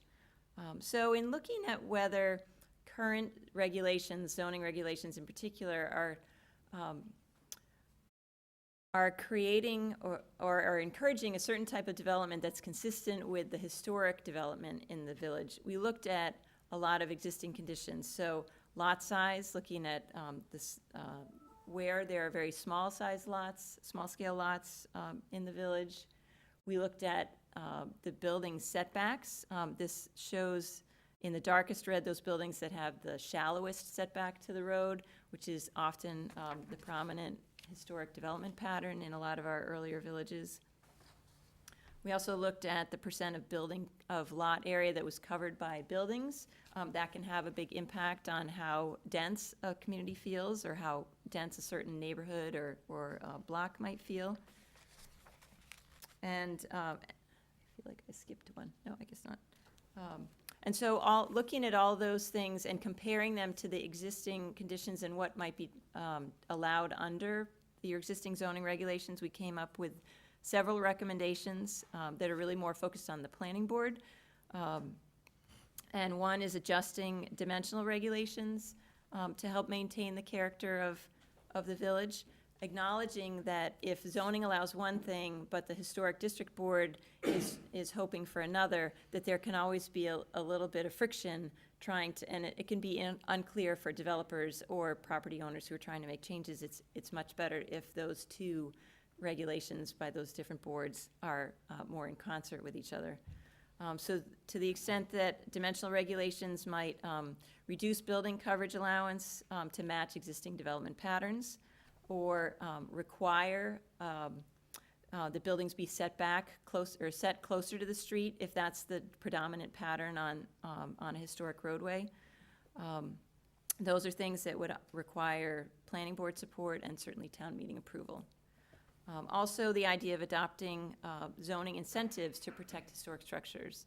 There are a number of towns in Massachusetts that have adopted flexibility or flexible zoning districts that specifically cover their older historic properties and allow for dimensional flexibility, or sometimes even allow additional dwelling units on a property, or additional uses to be allowed, specifically in the hopes that that will make it easier to reuse a historic property and discourage demolition of the property. Also creating design guidelines for institutional areas, acknowledging that the institutions in Woods Hole have not just small-scale structures, but also some very large-scale buildings that aren't necessarily addressed in great detail in the design guidelines that the town currently has for its historic district. And finally, the issue of formula business zoning, which has been a hot topic in a lot of the towns on the Cape. Falmouth actually has what we've touted as a model to several other towns in terms of dealing with your restaurants that include formula businesses, but there are other types of formula business that you may or may not want to allow to locate in Woods Hole, and it would be possible to address that through some zoning. Okay, visual character. We are also asked to take a look at the village as a whole, and identify different characteristics of it. So we could better understand how development or how from one part of the village to another, development creates a different character based on its building setbacks, its density, and such. So we identified these different character areas, which anyone familiar with Woods Hole probably wouldn't be too surprised to see. We also acknowledge that Woods Hole is really defined in many ways by its vistas to the water. Pointing out the various vistas in the main harbor area, also over Little Harbor from Woods Hole Road, and finally across Eel Pond from both sides. And our recommendations in the visual character area, and again, many of these were ideas that were brought up in our workshop, were to manage the vista that's above Little Harbor. And that actually, that is an area, it's shown in the long oblong, right here, light green area, just south of Woods Hole Road. That is a potential to have an incredible view that's even less obstructed now. If you were able to clear some of the vegetation that's been growing up in that area, it could really open up the view and create another important sort of spot for people to be able to enjoy vistas here in the village. Doing any work there would require a permit from Mass Highway Department because they actually own that land. But we did contact them and have a chance to speak with them about the process, and it didn't sound like it would be that onerous. So that would be something the town could certainly pursue. Another is the idea of pocket parks in additional locations in the village. There was a lot of talk about the wonderful pocket park that is located right at the edge of MBL and Huey's property, and the idea of adding additional parks potentially at the east side of Eel Pond with an overlook, and also at the Crane Street Bridge here, which has a sort of a high vantage point view out over the Steamship Authority parcel into the harbor. The issue of flood threat isn't one that we were specifically directed to look at, but once we began our work in Woods Hole, it was obvious that this was one that should at least be acknowledged. We heard, in actually speaking to people about the history of Woods Hole, we heard about a number of times that in the 1800s that people were forced to relocate for short periods of time because of flooding, and also certainly in the 20th century too. And if you look at this map, you can see all the areas shown in yellow are a flood hazard area, and that includes a significant portion, really almost all of Woods Hole that is west of the drawbridge area. There are some small areas that have a higher elevation that are outside of it. And so this issue, acknowledging that this many properties and this many historic properties are within flood hazard areas really raises some concern, and prompted us to include several recommendations about dealing with flood threat. One is we acknowledge that Falmouth has an active coastal resilience action committee. Whether they've been focusing on historic properties or not, I'm not really sure, but we felt that it was important for the Historical Commission and the town really to acknowledge that link and work together. And also doing what several other towns in Massachusetts along the coast, and what we're beginning to do in some other Cape towns, which is develop design guidelines for flood hazard areas, whether it's for buildings that need to be elevated above base flood elevation, or whether it's for properties that are talking about expanding in the flood zone, and having criteria for considering whether that's appropriate or not. And again, as with so many of the recommendations I've been talking about, that would require Planning Board and Historical Commission action. And then the final area, looking at pedestrian and bicycle facilities, we looked at existing conditions, and this acknowledges areas of the village that have ADA compliant sidewalks, as well as sidewalks that are in only fair or poor condition. And it also acknowledges some existing crosswalk locations, and this shows existing bicycle facilities, both the Shining Sea Bikeway as well as the bike path that actually heads through Woods Hole. We came up with recommendations here that focus on sidewalk improvements. We heard a lot of folks interested in extending sidewalks a little further in to the edges of the village. and also improving areas where the sidewalks are in poor condition, and Millfield Street was one of the areas that we heard the most about that on. And I think perhaps the issue that we heard the most concern about was pedestrian comfort and safety on Woods Hole Road, and also bicycle safety along Woods Hole Road, where the travel speed is much greater than once you get down into the commercial heart of the village. So there was a lot of interest in adding additional crosswalks and narrowing the roadway where crosswalks are located, to, which has been effective in many areas in slowing down travel speeds by vehicles a little bit. There are also several other ways that traffic speed might be reduced with either warning signs or through other landscaping improvements. We also suggested that there could be some improvements to the bicycle path connection to Church Street. There's sort of an informal access down to the Shining Sea Bikeway. It's really just a dirt sort of hillside that people can clamber up and down. But there's the possibility of including an actual stairway that would allow pedestrians very easy access. But it could be fitted with something called a bicycle rail, which is essentially a metal channel that you could push a bicycle up, and it would allow you to take on that elevation change a lot more easily than you can today. But this shows also potential locations for additional crosswalks on Woods Hole Road, and also the potential expansion of sidewalks in this area.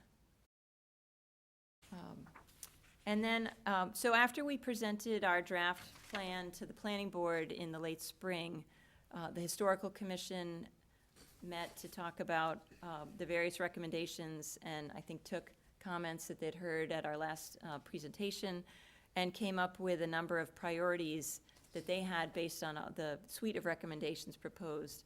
And so these have been added to the plan as, or sort of restated at the end of the plan as an action plan. And I don't know if this is an appropriate time to ask Ed Haddad to come up and speak to these priorities as the chairman of the Historical Commission. I think that's a great idea. We'll take items 1 and 2. So Ed, if you don't mind.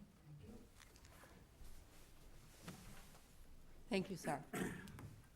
I'm Ed Haddad, the chairman of the Historical Commission, and as Sarah said, we've been working very closely together on this. Was an important project for us. We initiated the project not simply because it's a historic district, because we think that Woods Hole is such a unique village in itself. It's got a unique character, and we were concerned about making sure that development pressures didn't change that character. So we looked at Woods Hole as a total neighborhood rather than just to define it where the historic district boundaries are. So Sarah certainly had a lot of recommendations in the report, great recommendations. We wanted to be realistic about it, and we wanted to get some things done. So we met with the Woods Hole Community Group. We met with them. We talked about where our priorities were, what was important to both of us, and where we could agree on putting our efforts. And we came up with 4 initiatives that we thought were things that were worth our time in pursuing.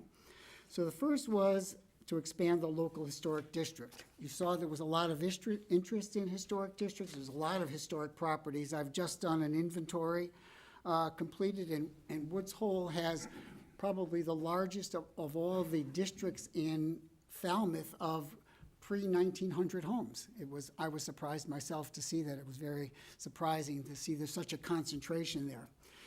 So our first priority, as Sarah said, there was a lot of people thought that the area beyond the drawbridge to MBL Street was already a historic district. There's some significant properties there. We think it's the heart of Woods Hole.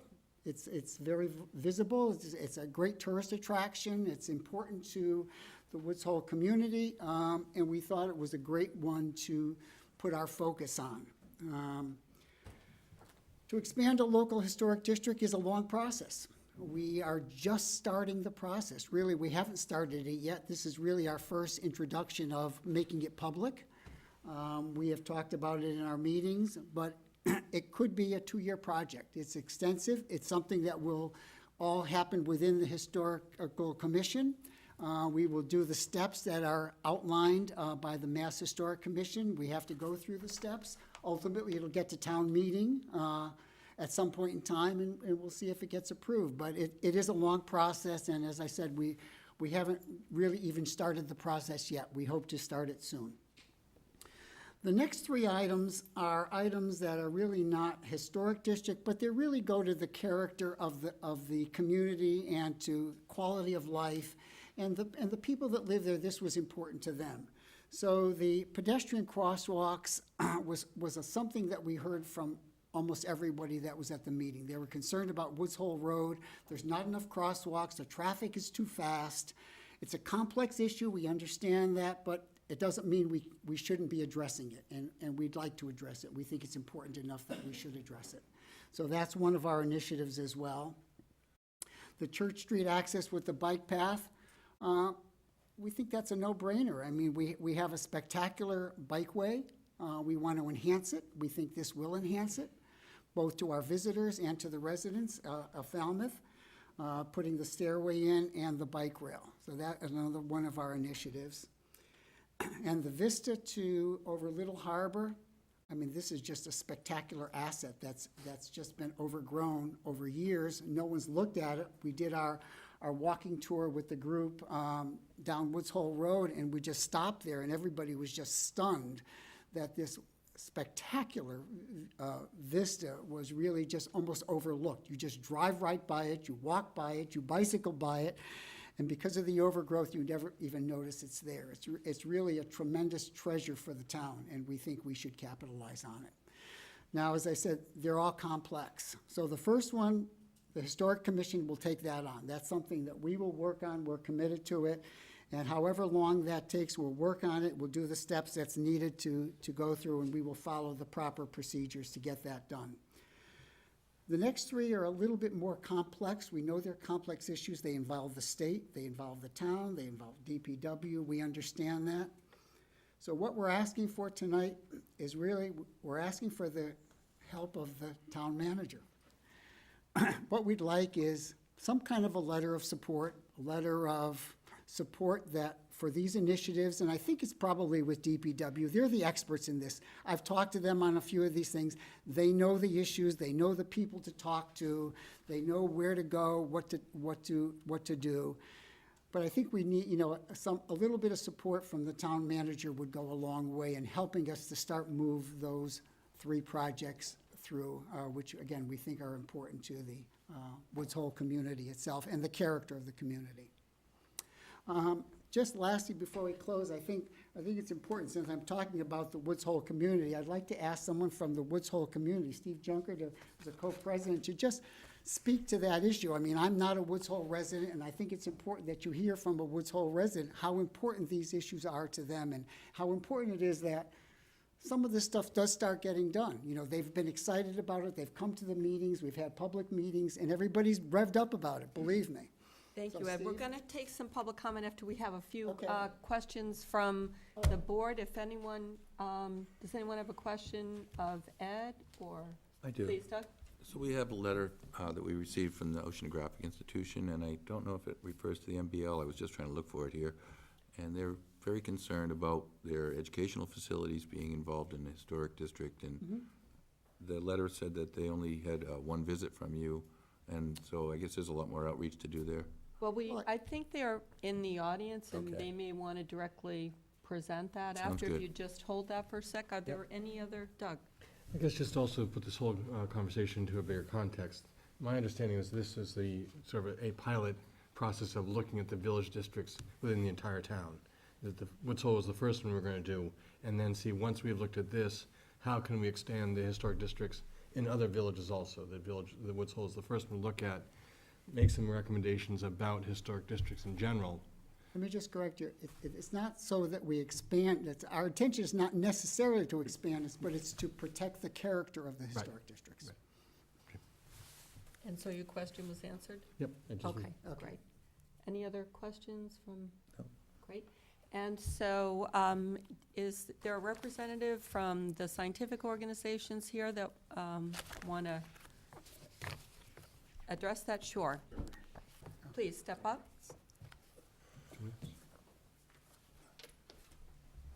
Good evening, Madam Chairman, members of the Board of Selectmen. I'm Paul Spear. I'm the Chief Operating Officer for the Marine Biological Lab. One of the co-authors, or one of the co-supporting organizations in that letter you just cited, sir. Very briefly, as the map shows, for the recommended area of expansion pretty much covers over a large fraction of MBL's campus.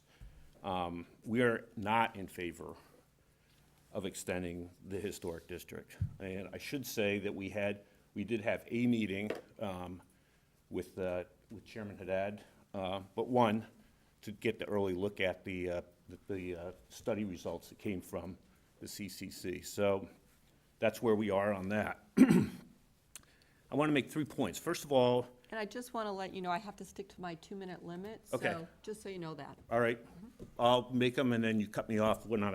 So Sure. the first point I want to make is, we recognize MBL has been integral to the history of Woods Hole and the groundbreaking science discoveries that have happened in our labs because over time we've been able to adjust, modernize, and invest in them.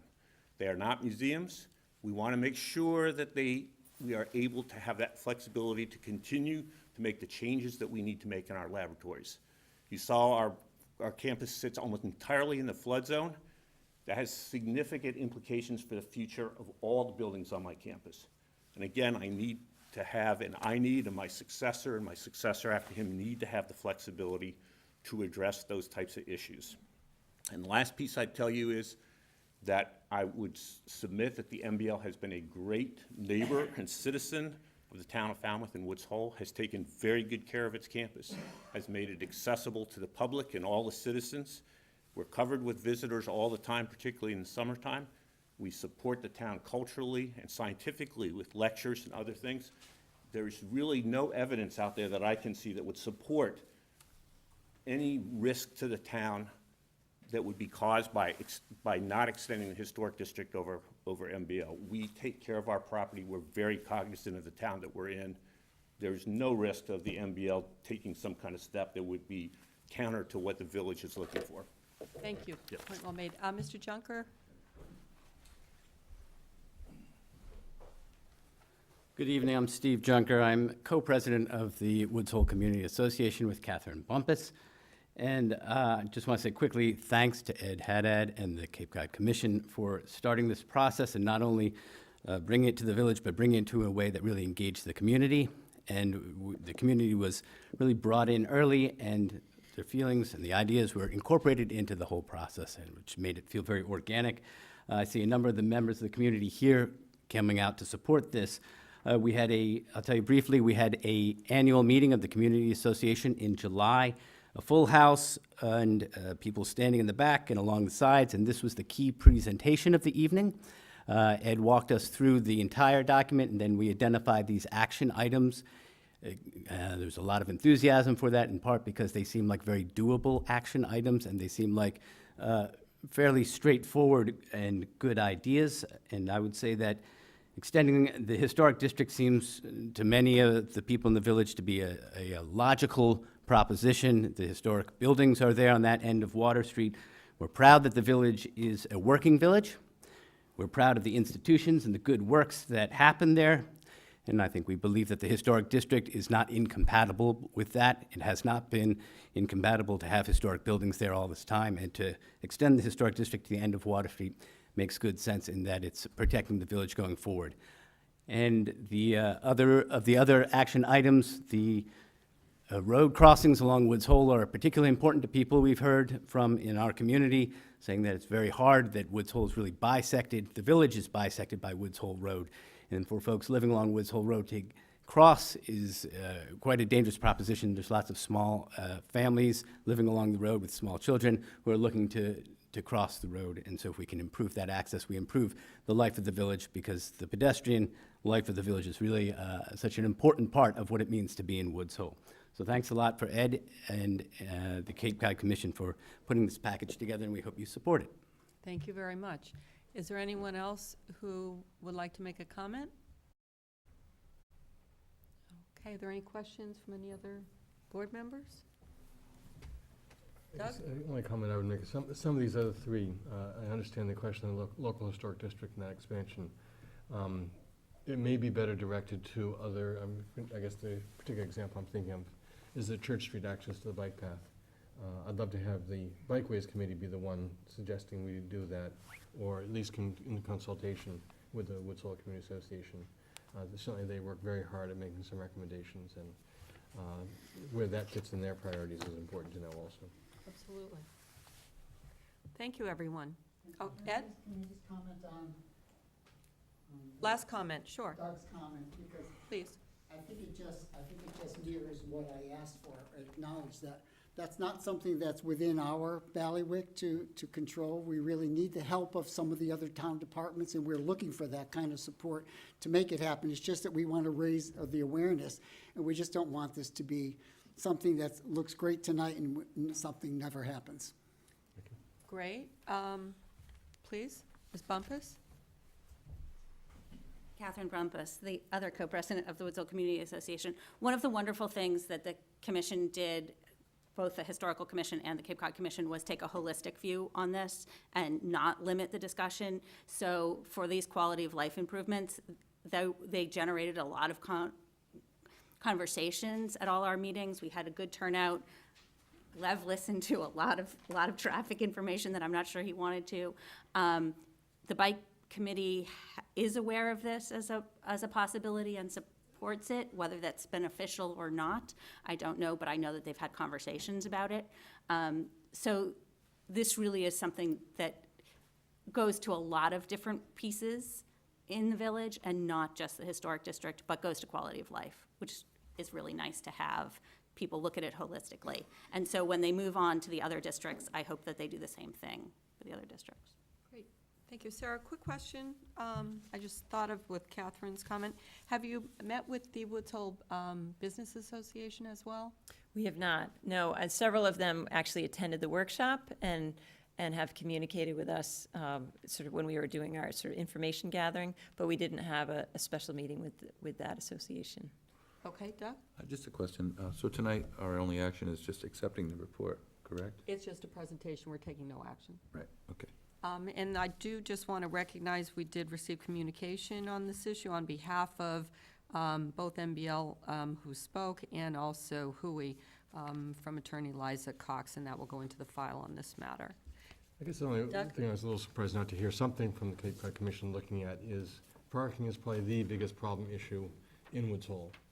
And that didn't come into the feeling at all, whether it's the business parking, whether it's the institutional parking, whether it's on the street parking for the restaurateurs. I would have thought it would have been something that the commission might have been able to give us. Some visuals, some pictures, some suggestions. That's an action item that I think would have also been useful, and maybe it's just something we as a board are gonna have to take on instead, but. Sure, or I'd encourage you to contact us again if you want us specifically to help you with that issue. As part of this report, we started with a long list of possible items to address, and that was on the list, but it didn't make the final three, so we just needed to narrow the scope a little bit. Right, thank you. Thank you very much. We'll move on to the next item on the agenda, which is the presentation of petition articles for the November 2018 town meeting. There are allotted 5 minutes for each item. There'll be no public discussion of the articles. The proper place for public discussion is on town meeting floor. If there could be quiet upon folks having to leave, that would be appreciated. The first one is, and I see Malcolm Donald arriving. This is perfect. It's the to present petition article number 22 to amend town meeting rules with respect to electronic voting. Welcome. Welcome. Thank you.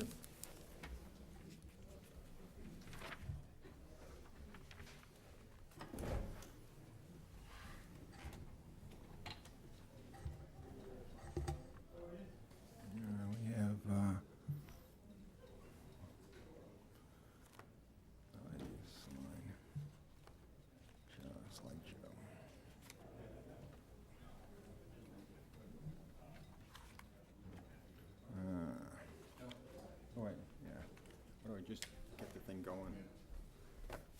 I think we should acknowledge the apt assistance of our town planner, Tom Bott. Thank you very much. Thank you. Malcolm Donald, 124 Ambleside Drive. Yes, Article 22 is concerns electronic voting in town meeting. A town meeting saw this last April, and this is the new improved version. As shown on that little diagram is a little clicker that town meeting members are issued when they walk in the door, and they use it. That's how the electronic voting system is used. There are three voting methods in town meeting: voice vote, standing vote, and roll call vote. Voice vote is for procedural items and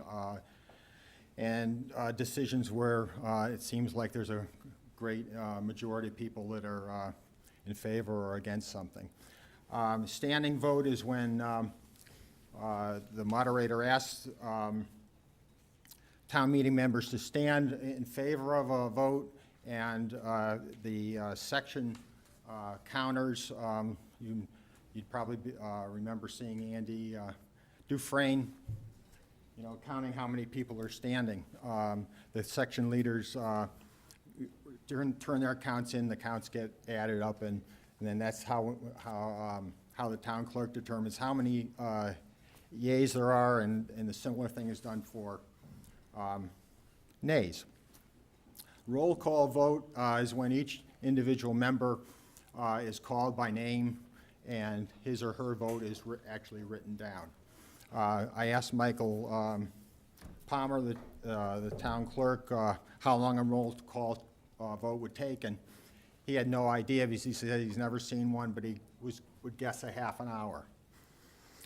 Town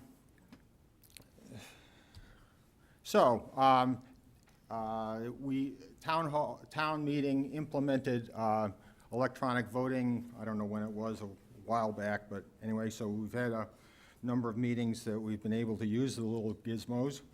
And what the electronic voting has capabilities of capturing individual town meeting members, yay or nay.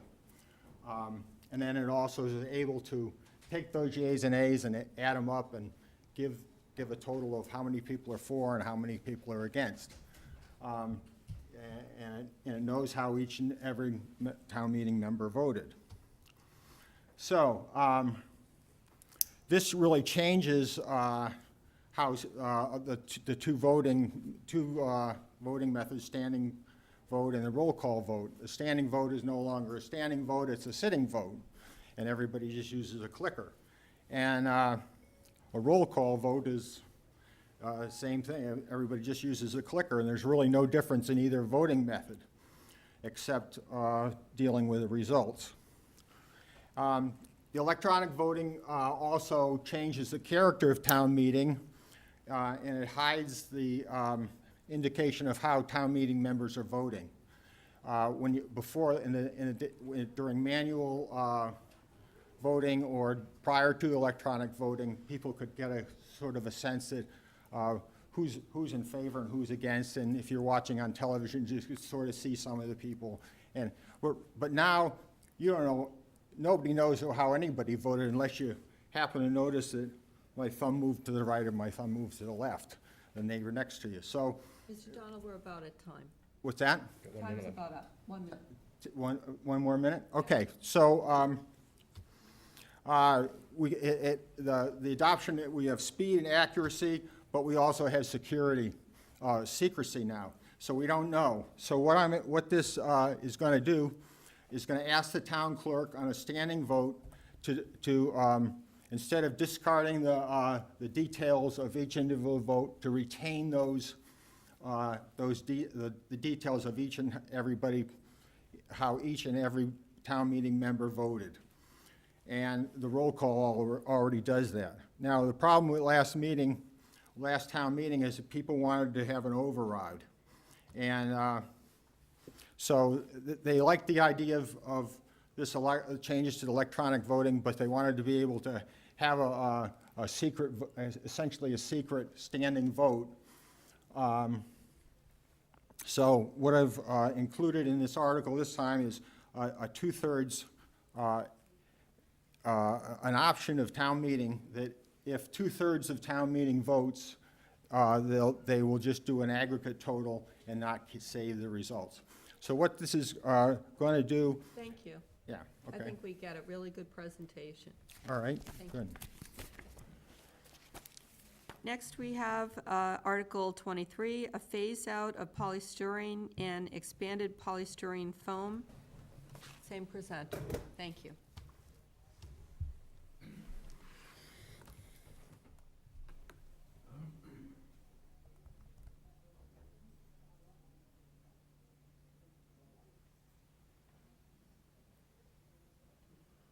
Okay, well, I'm not even going to bring this presentation up. We've, tonight, our group has met with the Board of Health, and we've gotten some terrific input as to this article. And what the consensus is that we're going to go back and we're going to look at the scope.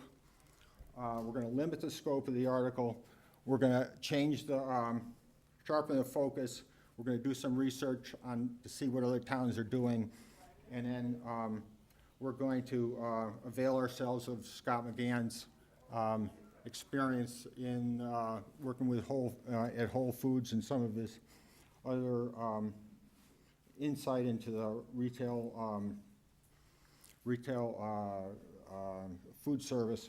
And we're going to come back to town meeting with a revised article. Will that all happen before this town meeting, or are you talking about postponing? No.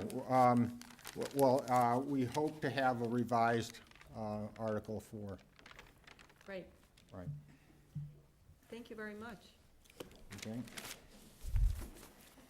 Next, we have a presentation on petition article number 24, established ranked choice voting. Tom, can you help me again here?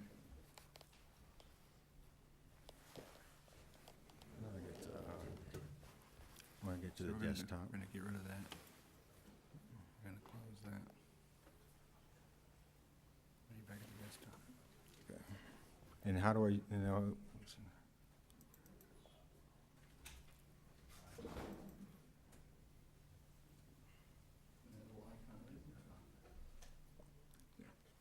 What's that?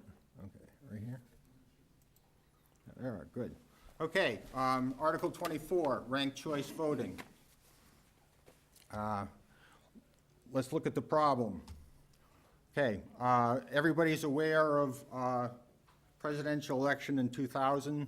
We're looking right here at Florida. We're looking at plurality voting, and we can see that the three candidates got these percentages of the vote. Very, very, very, very close. Nobody got a majority of the votes. Actually, looking at the individual vote counts here, there was a difference of 537 votes between George Bush and Al Gore. Now, the spoiler candidate, Ralph Nader, had 97,000 votes, and from the exit polls, it was determined that 45% of the people who voted for Nader would have gone for Gore, 27 would have voted for Bush, and 28% wouldn't have had a second choice. So if the vote counts that from Ralph Nader, who would have supported Gore, would have put Gore over the would have made him the winner in a ranked choice voting scenario. All right, so Nader was a spoiler. Okay, so bringing it local here. If we look at the 2015 Selectmen's race, Doug Jones got 46% of the vote. You see the percentages, Mark Finneran, and then we had Mr. Gessen. And as you can tell, similar to the Florida vote. No one got a majority of the vote, and yet Mr. Jones won the election, but he was not supported by the total, by a majority of the voters. Now, if we had had ranked voting, we would have dropped out Mr. Gessen, and we would have taken Mr. Gessen's second choice votes and added them to either Mr. Jones or Mr. Finneran, and then to see who could have gone over and gotten the majority of the vote. So the plurality system is spoiled. It fails to guarantee a majority for winners. It fails to eliminate the spoiler effect. It discourages candidates from running. It limits our choice in the voting booth, and it rewards negative campaigning because candidates are not going to negative campaign if they feel like another candidate may get dropped out of the race, and then his second choice would be for him. So it's going to encourage positive campaigning. So instead of voting for one candidate, ranked choice voting allows you to vote for multiple candidates in the order that you prefer them. And this is I'm just showing you here a sample ballot from the state of Maine, and it shows the candidates and the candidates running, and you put your first, second, and third choice. Okay, so how does it work? All right, so on up top, you can see all the first choices of the votes are tallied, and if any candidate has a majority, then that's the winner. If not, so you're finished. If not, however, the last place candidate gets dropped, and his second choice votes, the people who voted for him, you bring their the second choice, the ballots that were his ballots, you look at the second place candidate that was voted for that person who got dropped, and you re-add it in, and you keep going and keep iterating that until somebody ends up with a majority of the vote. So they're supported by a majority of the voters. And Maine became the first state in the union to enact ranked choice voting, and then there's some other more small cities and towns. They're shown here. We have a couple of Cambridge, and also Amherst is waiting for their vote, their implementation of ranked choice voting. Thank you. All right. Appreciate it. Next one is a petition, article number 26, to create solid waste division within the Department of Public Works. Linda Davis. Welcome. Thank you. And I have this down to under 3 minutes. Yes, the Solid Waste Advisory Committee is asking the town to create a solid waste division within the Department of Public Works, headed by a solid waste manager superintendent. We believe the time has come to have this occur. As you know, we've been advocating for a solid waste manager since 1989. In 2007, the Matrix Consulting Group studied the operational organization and management of the DPW, and it too recommended that solid waste be centralized and placed at a higher level in the organization. In the spring of 2012, town meeting voted to recommend the creation of a solid waste division within the DPW, headed by a solid waste supervisor. Now, leadership and management, Mr. Suso, did listen. And in the fall of 2012, Article 29 passed to amend the town's salary administration that created and funded the very needed position of Deputy Director to the Department of Public Works. In satisfying the need for a second in command, the position also carried with it some solid waste responsibilities. In 2015, the position was filled. However, a close look at the job descriptions of the three dominant DPW personnel, the Director of Public Works, the Deputy Director of Public Works, and the Highway Superintendent, shows that the responsibilities for municipal solid waste management are allocated across present management lines with no leadership in one position.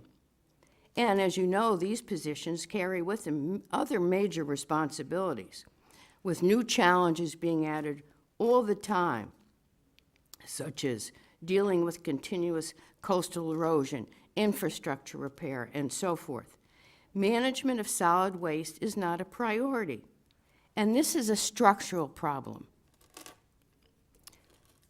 Also, as you know, the changing face of trash in the recycling world and its impact on the United States, Massachusetts, and Falmouth clearly calls for leadership and direction that is consolidated in the position of solid waste manager, who can lead and head a solid waste division within the Department of Public Works.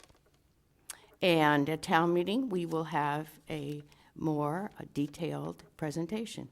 So thank you. Good job. 3 minutes exactly.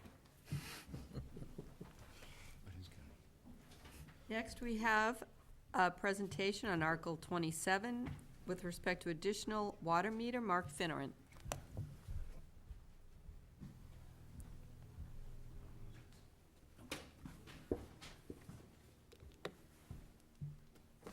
Good evening. Mark Finneran, Precinct 6. Thanks for the time. This article actually came up last year, and mechanically it didn't fit, so we brought it back and made it much more simpler. It's simply to ask to vote to allow a second water meter in the sewered areas, which would be paid for by the homeowner, installed by the water department, and used by the homeowner for outside water use, irrigation, showers, car washing, boat washing, whatever, house washing. Because basically people pay slightly more than twice as much for the water that is in the sewered areas. The article's simply a matter of fairness. Our water is sold by units. A unit's 1,000 cubic feet, which is about 748 gallons. In the non-sewered area, that's $3.30 for a unit. In the sewered area, it's $6.70, slightly more than twice as much. The article is basically just fairness. I mean, why should somebody on Mara Vista pay twice as much as someone on Penzance Point to irrigate their lawn or wash their car? If there's more money needed, as was presented last year, it should be spread out all over the town, just as a matter of fairness. And the same goes for New Silver Beach. Why should someone in New Silver Beach pay twice as much to irrigate their lawn as someone in Nye Neck? It's done in many places. I talked to several town meeting members that had houses in Florida where they do it. I also know a fellow that worked, retired out of Sandwich, and he's worked in other places, and he said some towns actually use a formula where they don't charge you fully for the amount of water you use, knowing full well that it's used outside. I've gotten a lot of support from a lot of places on this, and like I said, I think it's just a matter of fairness. Everybody should be treated in the same fashion, and not everyone's going to do it anyway. But the person would pay for the meter, and it's that simple. I think it's just a matter of fairness, and I'll have a better presentation at town meeting. But that's the basic gist of it. Thanks. Perfect. Thank you. Is Mr. Heelan here? Okay, Mr. Heelan has two presentations. One is to fund an ALICE training. The second, that's 2829, is to create 3 new police officer positions. The next item on the agenda is presentation and request for letter of support for a bill to establish the Nantucket Sound National Historic Landmark Act. Cindy Taylor from the Alliance to Protect Nantucket Sound, welcome. Hi, thank you. I'm actually Audra Parker, but Sandy works with me and set this up, so she was listed on the agenda. Well, welcome. Thank you, and thank you for your time and interest. So I'm representing the Alliance to Protect Nantucket Sound, and we are promoting federal legislation to establish Nantucket Sound as a National Historic Landmark in an effort to prohibit or protect it from future energy development. So just a bit of background, Nantucket Sound is split jurisdictionally, so out from Cape Cod, Martha's Vineyard, and Nantucket 3 miles is under state jurisdiction, and that's already protected under Massachusetts law called the Massachusetts Ocean Sanctuaries Act. But the entire center of Nantucket Sound is under federal jurisdiction. And so we are trying to promote federal legislation that would do two things. It would designate Nantucket Sound as a National Historic Landmark, which is the highest level of historic protection, and very consistent with its rich maritime history, its rich tribal history, and previous efforts to protect it. And the second part of the legislation would be to prohibit federal agencies from authorizing any type of energy generation, exploration, or extraction projects in the future. This would not affect any offshore wind projects such as Vineyard Wind, which you'll hear about outside of Nantucket Sound. It's solely meant to protect the waters within Nantucket Sound. We've had a tremendous level of support on this preservation effort. We have a letter of support from Governor Baker.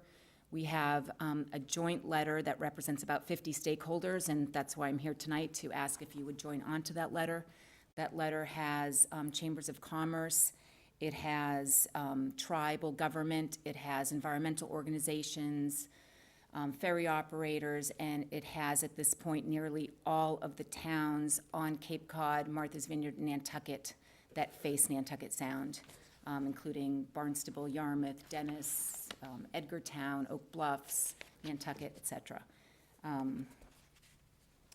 think that is pretty much it, and just want to reiterate that this would not affect the offshore wind industry in the locations that are being leased south of Martha's Vineyard, nor would it affect commercial fishermen, because this designation does not add any additional oversight or planning by the federal government. Questions from the board?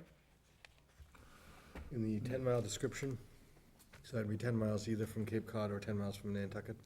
Yes, 10 miles from any inhabited area, and the reason we use that is because in 2016, the state passed an act to promote energy diversity, which called for an increasing amount of power that the utilities purchase to come from offshore wind, and they use that designation that the project should be located at least 10 miles from an inhabited area. So it's consistent with state law, and basically just ends up protecting Nantucket Sound, doesn't affect any projects outside. And is there any space in Nantucket Sound that does not fill within that 10 miles? I'm trying to think the distance from Hyannis to Nantucket. Is it less than 26 miles or less than 20 miles? So it basically, if any project were in the Sound, it would prevent it. You'd have to be outside of the Sound. Okay. So it would allow, for example, if you were building a transmission line that was passing through the Sound to connect to a project outside of the Sound, or building, for example, for Nantucket, they may want to expand capacity there. It wouldn't affect that, but it would affect a project that would be located within the Sound, whether it's offshore wind or oil and gas exploration, or some unanticipated energy generation or exploration. You just answered the question I was thinking of. Anyone else? What's the board's pleasure in terms of action? I'm not inclined to sign this letter. Sam?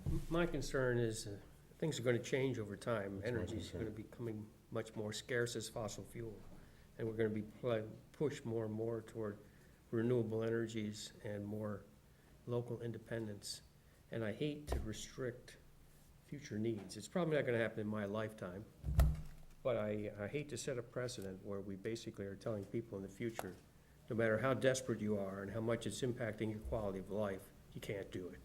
Nor how clean it is or unobtrusive. I mean, it's the same thing. I have an issue with our current turbine law that says if it's producing this much electricity, it's too big. Right. It could be a tiny thing and produce so much electricity, but we've now put a limit on actually designing something that could be very efficient. And the same thing here. Who knows what new technology will come up that no one will ever see, wouldn't have any problem at all, and we will have shut out this as a possibility. May I address that, or those 2 points? Yes. So the idea is to have a sort of a comprehensive ocean zoning or ocean planning such as we have on land. So part of the picture now is that you obviously know we spent years fighting Cape Wind on the grounds that it was inappropriately sited and that there were more appropriate areas to identify. And as a result of that, the federal government went through a program called Smart from the Start, and they identified these large-scale wind energy areas that would not only expedite development, but would basically eliminate or minimize conflicts. So now there's all these large-scale projects with better technology that are moving forward, and you'll hear from Vineyard Wind about that. The other side of that whole ocean planning is that there are areas that are worthy of protection, just like you just heard from the prior people about the Woods Hole Historic District. So it's a comprehensive planning program that would be to allow and expedite and facilitate development in areas that don't have all the conflicts that Nantucket Sound has, but to recognize that Nantucket Sound has this rich tribal history. It's a traditional cultural property because of its value to the Wampanoag tribes. It's got a rich maritime history. So to recognize that there are some areas that are worthy of protection, and Nantucket Sound, meets those areas. So it's not to limit overall large-scale development. It's just to kind of finalize that whole ocean planning. And Massachusetts could be at the forefront of that, where we're moving forward with these large-scale projects in areas that aren't being fought over, and yet we're protecting areas that should be protected. The other piece I want to add, so for example, we looked also at what might this affect, and so we looked at tidal and wave energy. There was some concern from Congressman Keating's office, or a question on would this affect that. So we looked at, are tidal and wave conditions suitable in Nantucket Sound for those technologies? And with the possible exception of Muskeget Channel, they are not. And so in the legislation, we've written in that, to clarify that Nantucket Sound does not include Muskeget Channel. So the intent is not to prohibit, that type of power. That intent is to protect the bulk of the area where there's federal waters that are just, open to anything. And this doesn't impact Vineyard Sound? Vineyard Wind? It does not affect Vineyard Wind, the project? No, Vineyard Sound. No, Is it a it does not different, affect Vineyard separate Sound. area? Yes. That's within 3 miles of inhabited land, so that's already within the state Okay, right. It would not affect it, and in fact, here, I brought, so you can see exactly where, and you can see the federal waters. I'm sorry. That's fine. We can share. We can share. So that shows you the big area that's federal waters that are unprotected and the state waters that are protected. So this would actually make it consistent with state law as well. And you see the lines show where the boundaries of Nantucket Sound are.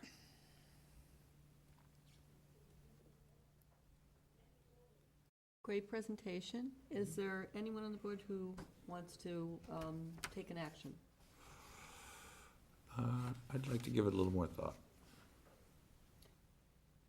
Okay. No action for this evening. Thank you very much for the presentation. Okay, thank you. Next item on the agenda, a presentation on planned projects. Nate Mayo, Vineyard Wind. Welcome. I sent over a presentation set. It'll be on the desktop. Oh, we'll be okay, so I can, before I ruin everything here, why don't I let you press the buttons?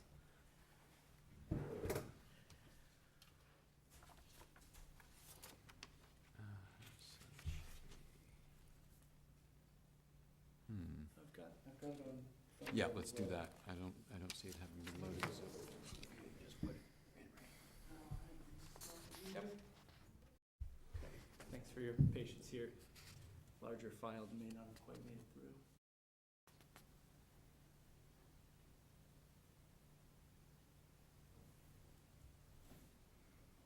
And how do I do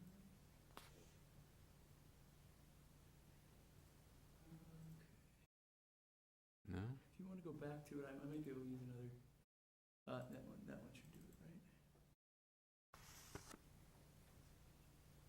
Right.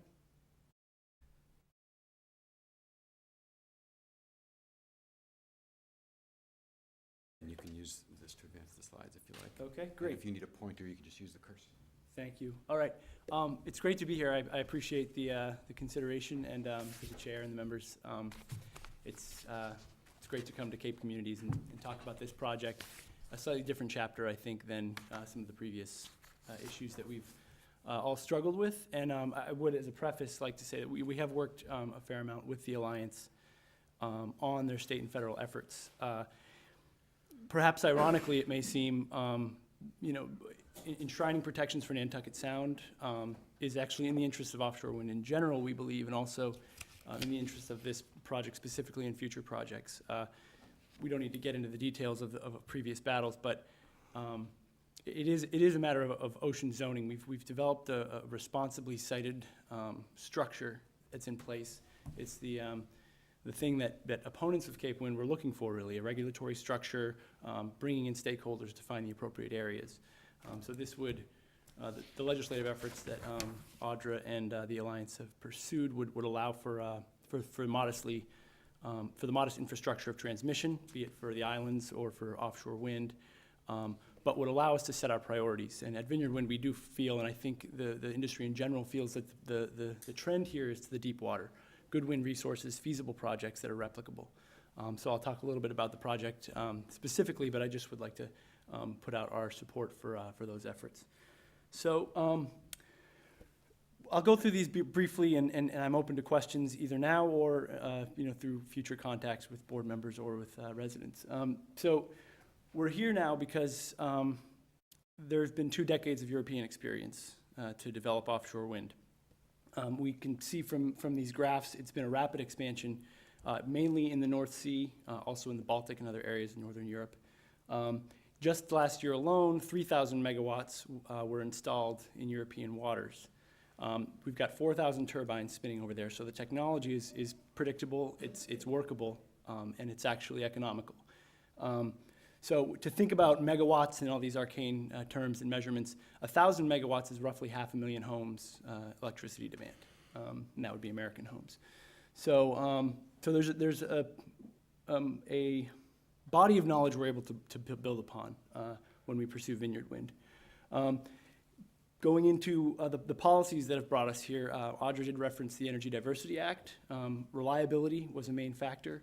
Climate change, of course, making good on our promises made in the 2008 Global Warming Solutions Act to reduce emissions. And then also capturing this new industry. I'll talk a little bit more about other efforts in other parts of the country. This is a great opportunity for Massachusetts, for New England, but for southeastern Mass especially.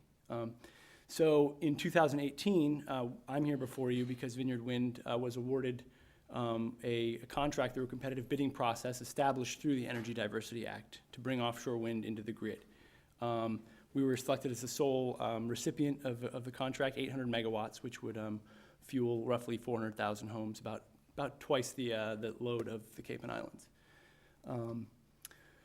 So going back into the details a bit from what we just discussed, the federal government and state governments really came to the table in the wake of Cape Wind's process and said, we should step ahead of this and we should find the appropriate areas, bring the stakeholders together, fisheries, environment, energy.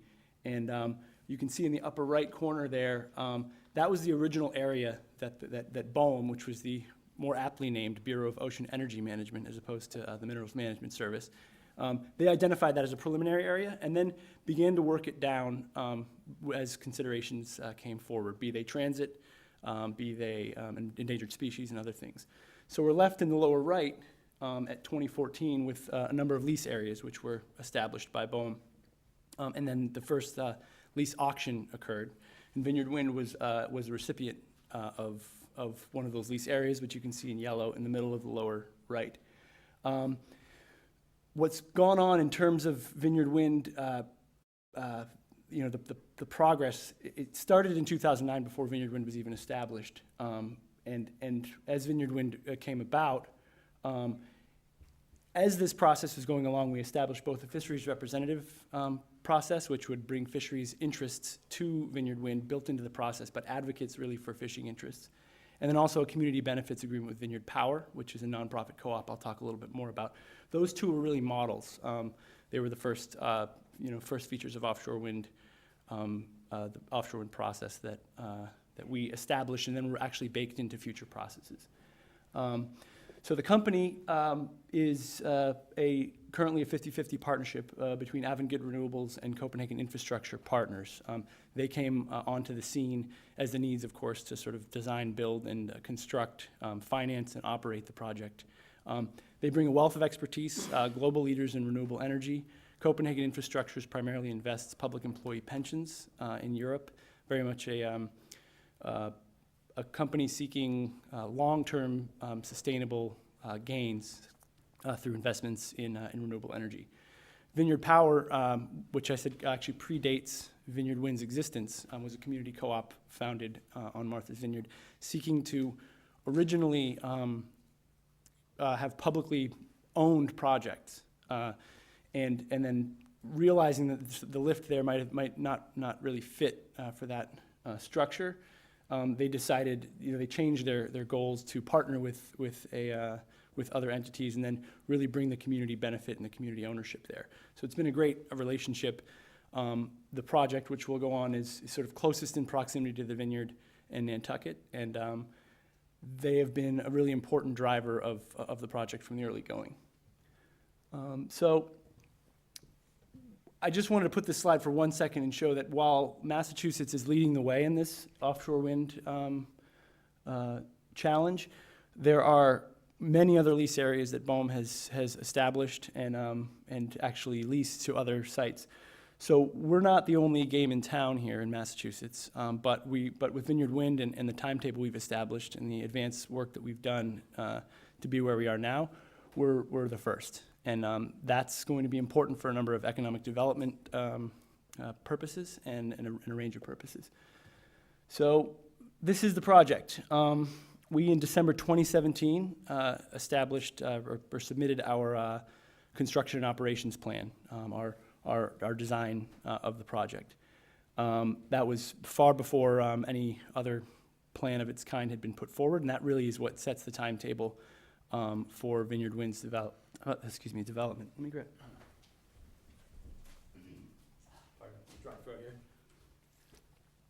So it's located 14 miles south of the vineyard at its nearest point, roughly about 30 miles southeast of here, hopping over the vineyard and into the outer continental shelf.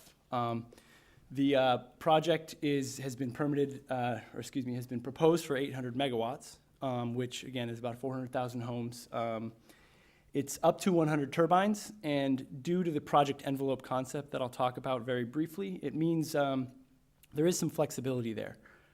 Project envelope is on a slide, on the next slide, but an important thing to take away from here is our construction is slated to begin in 2019. We're well underway with permitting, and we plan to flip the switch in 2021, which is currently the only.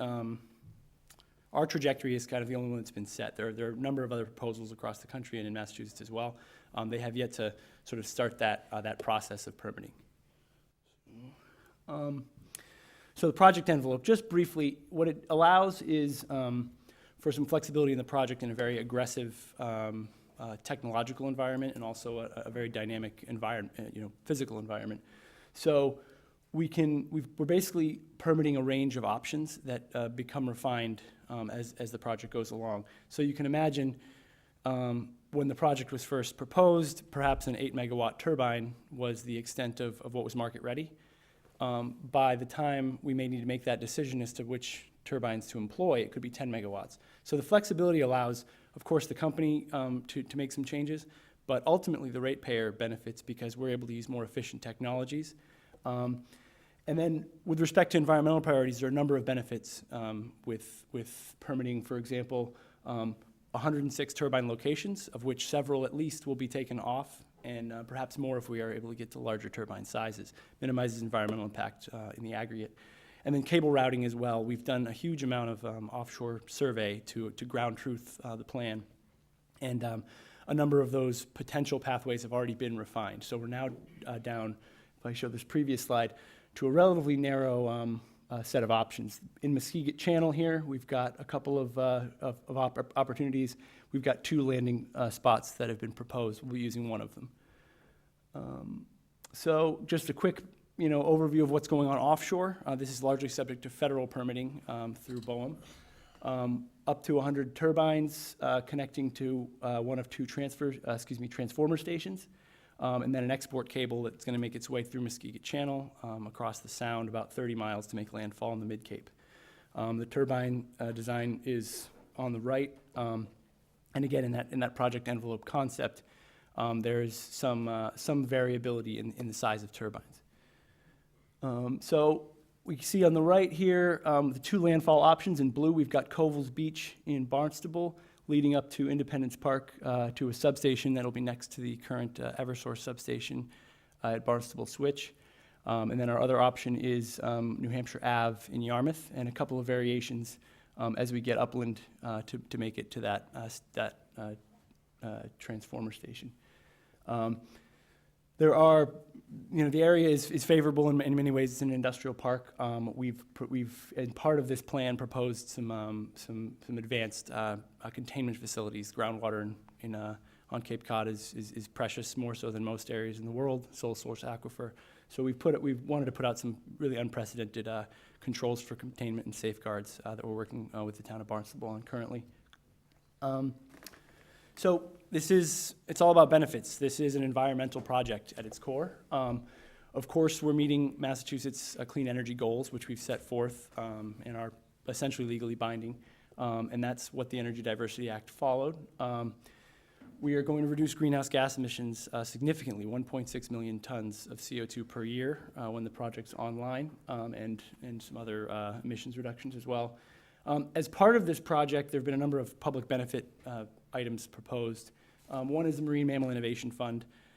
We've proposed $3 million in support of new efforts to protect endangered species, obviously largely the North Atlantic right whale, which is in crisis. I should say I have a bit of a bias here because my parents co-founded the Center for Coastal Studies in Provincetown, where I currently live as well, although I'm not divvying out the cash, so there won't be any bias there. New England Aquarium does a lot of the work down on the south side where we are. There is some right whale exposure there. There's some critical habitat. We're also, in terms of our project, project construction, working very closely with and have a very constructive relationship with the marine mammal protection entities. Everything from scientists in Boehm to the Center for Coastal Studies to New England Aquarium and other actors there. So this is going to be the first. It's going to be something new, and in terms of protecting those species from construction complications, and especially in a time when the population is in trouble, we've got to make sure that we answer all those questions. So this fund will be sort of established. There will be a steering committee that figures out what the priorities are, be they lineless gear, acoustic monitoring, all the range of drone operations and those kind of things. So we hope to really make an impact here. So beyond environmental benefits, the benefits to towns and the benefits to our regional economy are pretty clear. There's been some research and study done into what the job creation is going to, what job creation is going to be there. One of the real motivations, I think, for the state has been about anchoring this industry. Being first in the water means that you develop the supply chain, you develop the infrastructure to support that. The project itself has dedicated $12 million to that effort, both in terms of infrastructure supports in southeastern Massachusetts and into workforce development and workforce training. There's going to be a lot of jobs that are necessary here, and we want to get those as locally as possible. It fits with the maritime tradition, as I'm sure you all know, of Cape Cod. I went to Provincetown High School, and a good number of my classmates went into the marine trades. They're drawn to the Gulf of Mexico to work on oil rigs or drawn in merchant marine in other parts of the world. Maybe if they're lucky, they get a job in the Hudson. This is going to create a potential pipeline for that. There's a lot of marine energy tech work done. In fact, our cable engineer is a Mass Maritime grad. So we hope to grab that funnel, working with the vocational schools, working with the local higher education institutions to get ahead of this thing. Our timetable is aggressive. There may be others coming after us. We want to anchor this industry here if we can. Let me just stop you with a quick question Sure. on that in terms of the job creation aspect. Mhm. So as the vice chair of the Falmouth EDIC, Economic Industrial Corporation, one of the few on the Cape, in fact, how do we connect with you in terms of, for example, we have a tech park that has availability. We'd like to see, in terms of entrepreneurial spirit, really be able to, grab some of this, just the jobs, the development of technology, and in terms of anchoring, of course, this board, I'm sure, will support, we want Falmouth to be right in there. So what are the next steps? If you're moving so quickly, do you have a contact bureau, or? Well, I mean, so I should have introduced, my name is Nate Mayo. I'm the Manager of Development and Policy for Vineyard Wind. I would be the first contact for that. The Mass Clean Energy Center is also deeply involved in ushering in those kind of efforts. So I bet you answer the phone quickly. Quicker than Mass Development. Call me first, email me first. Thank you. My info is on the site, and so I'm happy to follow up with you on that. Appreciate that. So gets to the point, though, that this is moving very fast, and it's perhaps this first project is going to be is well on its way. We've got an operations and maintenance facility that is slated for Martha's Vineyard that's going to house a lot of the long-term jobs during the life of the project. But the job demands of the project as it comes forward is still a moving target, and there's some ability to work on that. But it's not about the first project. Just like this project isn't going to meet our energy demands, it's not going to meet. It's not a one-off. There's a future here that we want to be cognizant of. There's a couple of, there's a lot of consumer benefit that I'd like to walk through, but just briefly, so the Department of Energy Resources at the state did an analysis establishing remarkably that we would save over $1 billion for ratepayers over the life of the project. That's with a B. That's with a B, yes, but it's also with a 25 years attached to it, so it's not every year, but it does point to this this question about economics and cost savings. So based on their analysis, this is a benefit for consumers. What we do know is that with all the electrical infrastructure coming offline, with Pilgrim, with Brayton Point having come offline, other regional power providers, there's a gap, and an offshore wind is certainly poised to fill a portion of that gap. Grid reliability, we know that the Cape is a one-way street. We produce only a modicum of our energy locally, and this would inject the Cape's power needs and more into the grid at the very edge. So there's some sort of savings and resiliency benefits there. I mentioned expensive and dirty peak load generation because the Canal Power Plant turned on for a few days in January when we had the cold snap. I won't get into too much detail for the sake of time, but a third-party analysis that we commissioned figured out that had an offshore wind facility been online, it would have saved $30 million in ratepayer costs, because that emergency diesel is obviously dirty. It's also expensive, and also incidentally does require to be replenished by barges that are going to have to move in. It's used rarely, but the point is that offshore wind has its highest productivity in the winter, and there's a great potential for offsets there.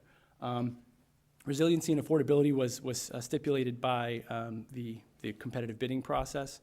So Vineyard Wind proposed supporting microgrid and emergency storage projects within affected districts, southeastern Massachusetts mainly, and also efficiency projects, largely hopefully municipally owned. So we're in the first stages of our nonprofit partner, Vineyard Power, and Citizens Energy doing the evaluations to see where those go. Huge for somewhere like the Cape where you have the peak demand problems. Yeah. So storage is not there yet, but storage is an essential element of our energy future, I think we'd all say.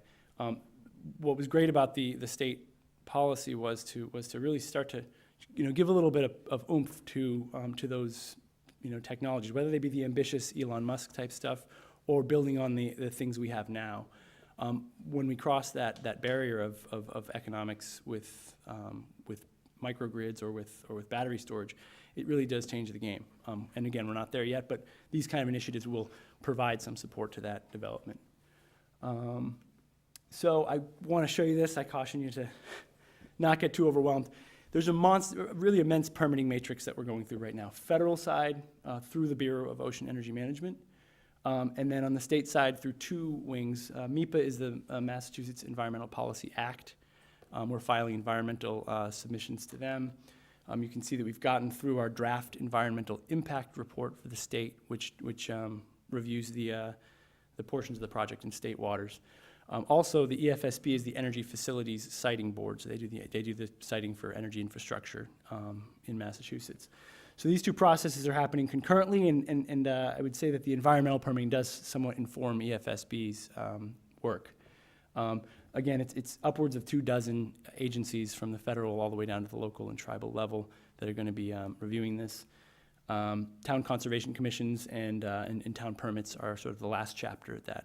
So as we said, end of 2019 is the expectation for when we start construction. These processes are ongoing, and currently, after winning the 800 megawatt bid, some project refinements came in, some ongoing research. We filed a supplemental draft environmental impact report, which is actually, the comment period for that is open currently. And it's an opportunity for the public to weigh in with substantive comments that will be addressed throughout the process. Do you know the deadline on that? October 5th.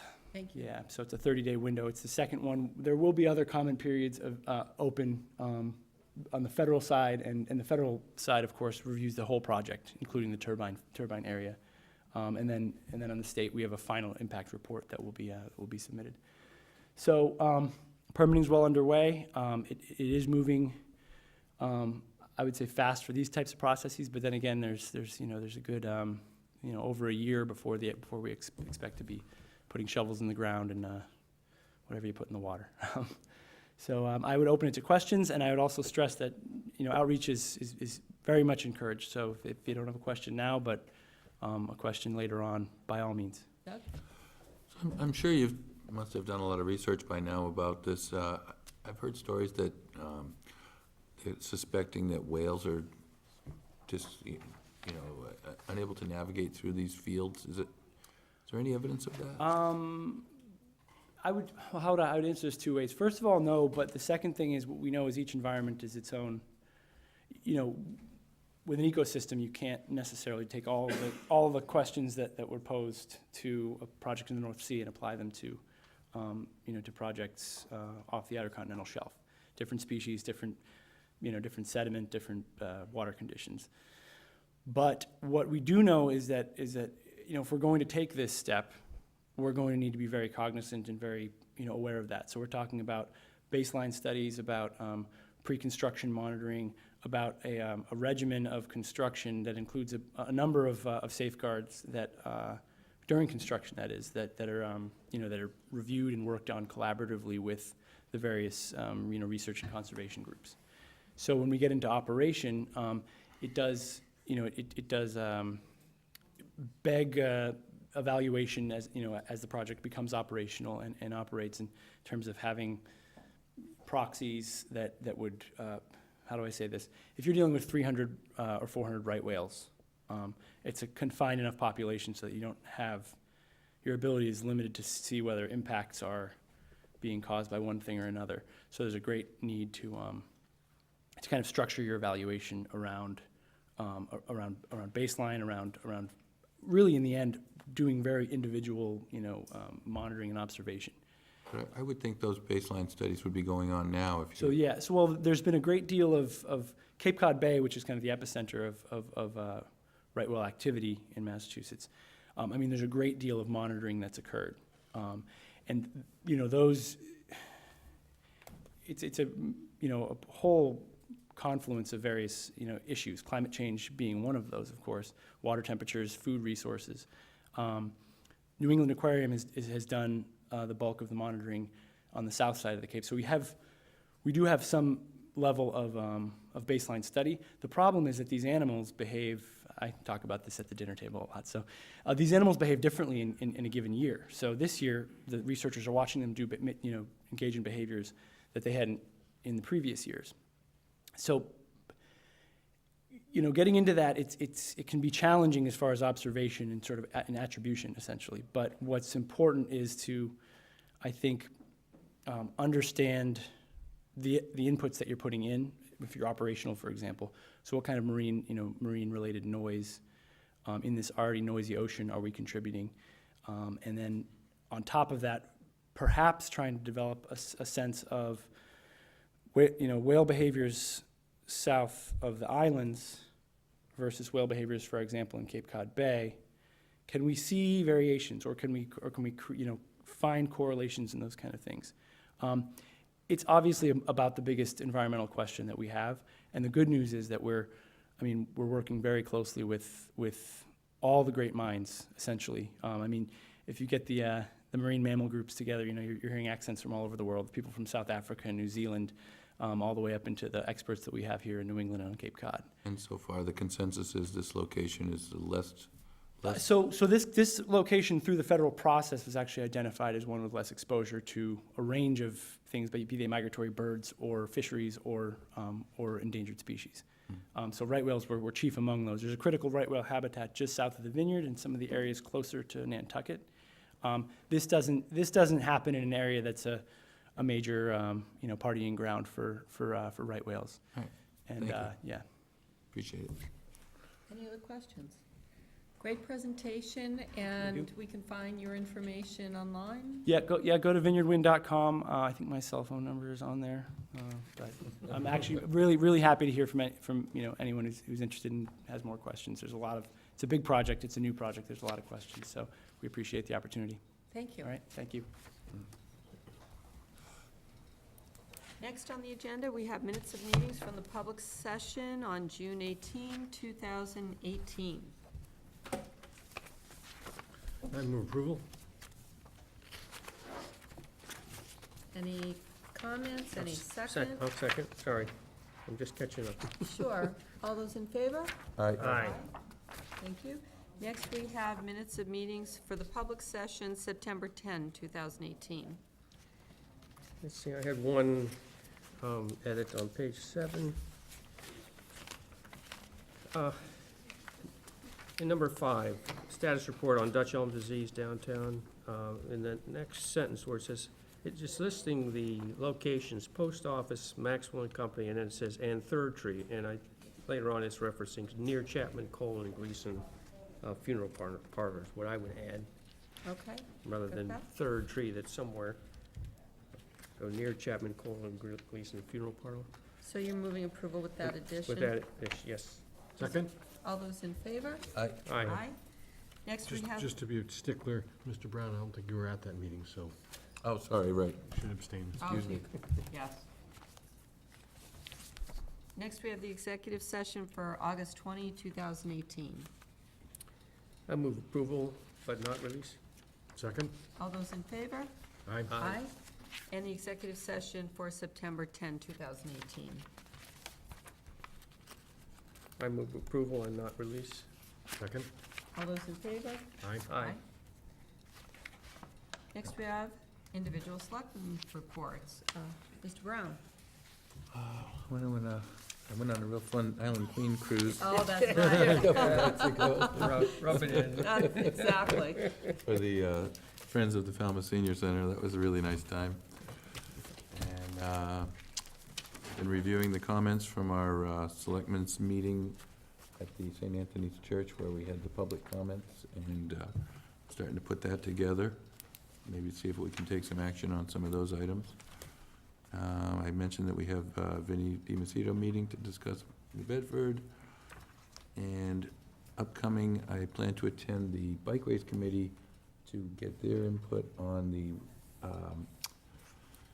Route 28 widening and see what kind of compromise they're willing to work with, and future meetings with neighborhood associations to try to organize some cohesive ideas about what we can and cannot live with, so we don't all have just our own ideas out there and not get anything done.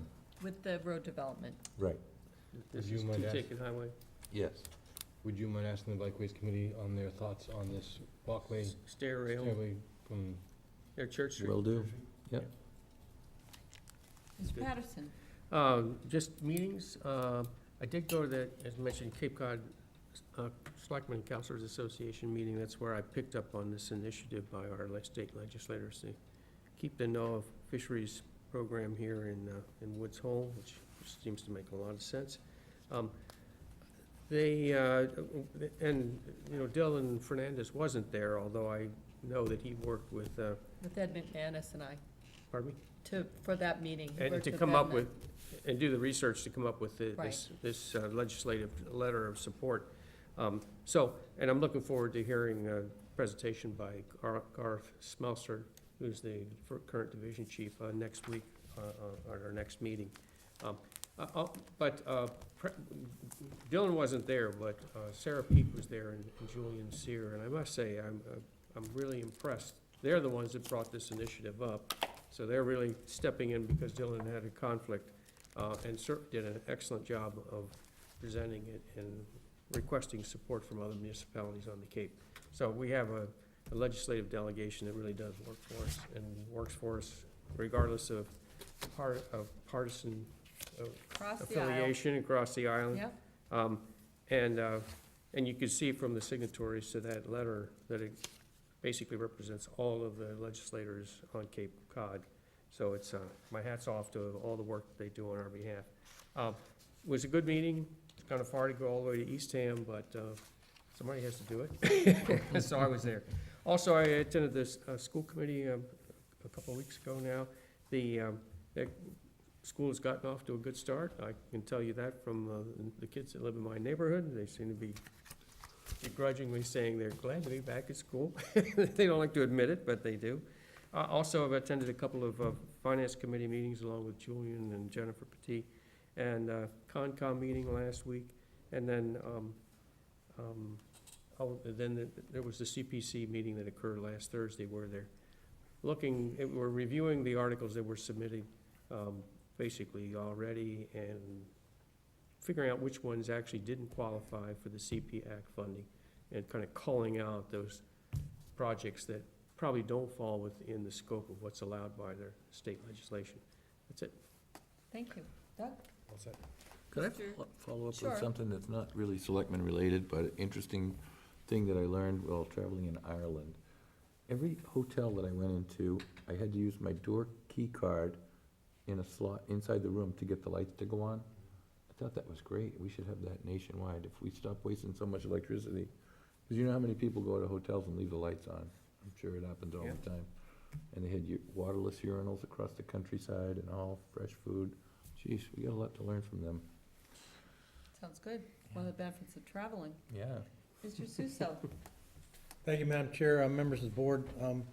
As Selectman Patterson noted, I was pleased to attend the Finance Committee meeting this past Tuesday, and also the Senior Center Building Committee, that I'm happy to join in on with my colleague Peter Johnson Staub. That was on Tuesday, late afternoon, early evening as well. And also, this past Saturday, I want to thank Fire Department Kim and Chief Small for their assistance and leadership in putting the Emergency Operations Fair together once again at the Gus Canny Community Center. That's always a very successful event. Thanks for everyone's assistance in orchestrating that and attending as well. Also wanted to check with the board on the potential of scheduling the dedication and open house for their water filtration facility. I did get some feedback on the dates of Tuesday the 16th or Thursday the 18th, but there was some potential unavailability on both those depending on the time of day. So I don't know if we can maybe work out an option for either time or date for that. I would certainly welcome it. You got a time and date in mind? Tuesday, Well, either October- Tuesday the 16th or Thursday the 18th from 3 to 5 p.m. is what we were looking at, but not, I think at least one member of the board couldn't make Tuesday and another member couldn't make Thursday.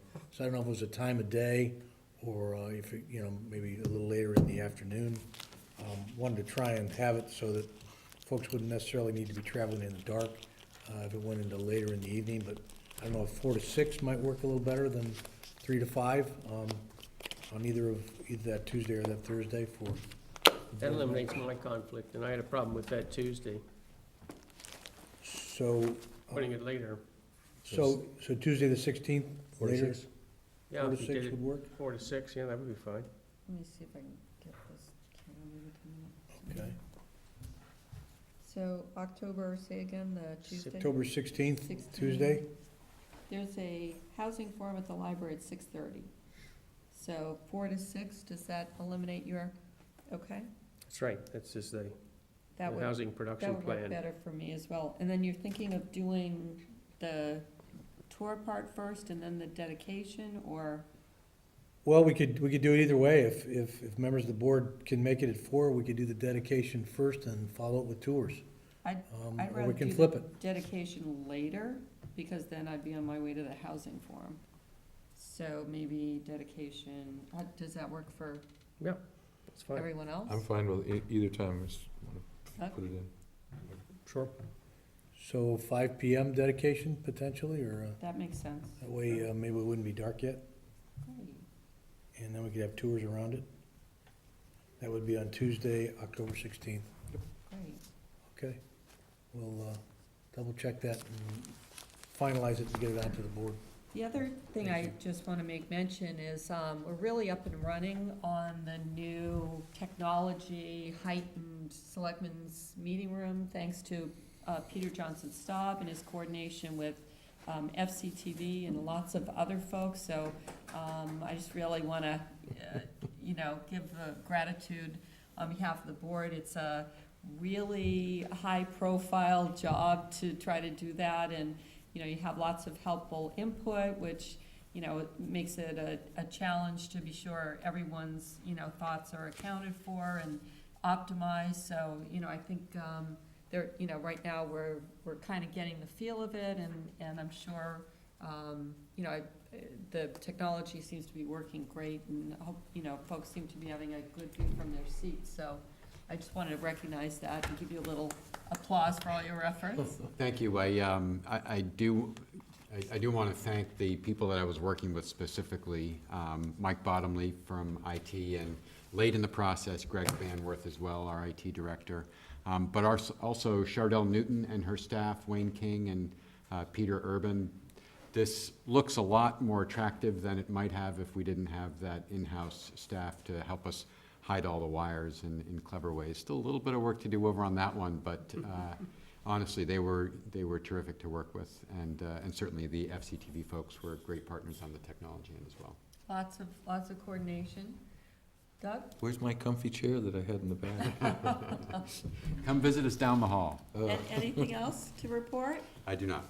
Thank you. Is there a motion? Move adjourned. Second. All those in favor? Aye. I want to thank you. I had the opportunity.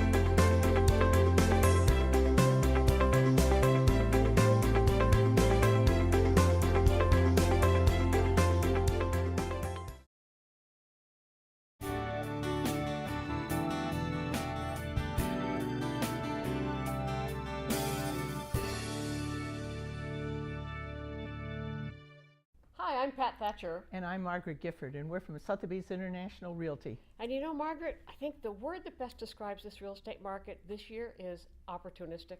I think that's a great word to describe what the real estate market's doing now. I think it is also, and that says if you're a seller, by golly, get your house ready correctly. And if you're a buyer, do your homework. So if you want to be part of this opportunistic real estate market, jump on that horse. Carlson Printing for all your printing needs. 508-548-7303 or toll free at 1-800-696-7303.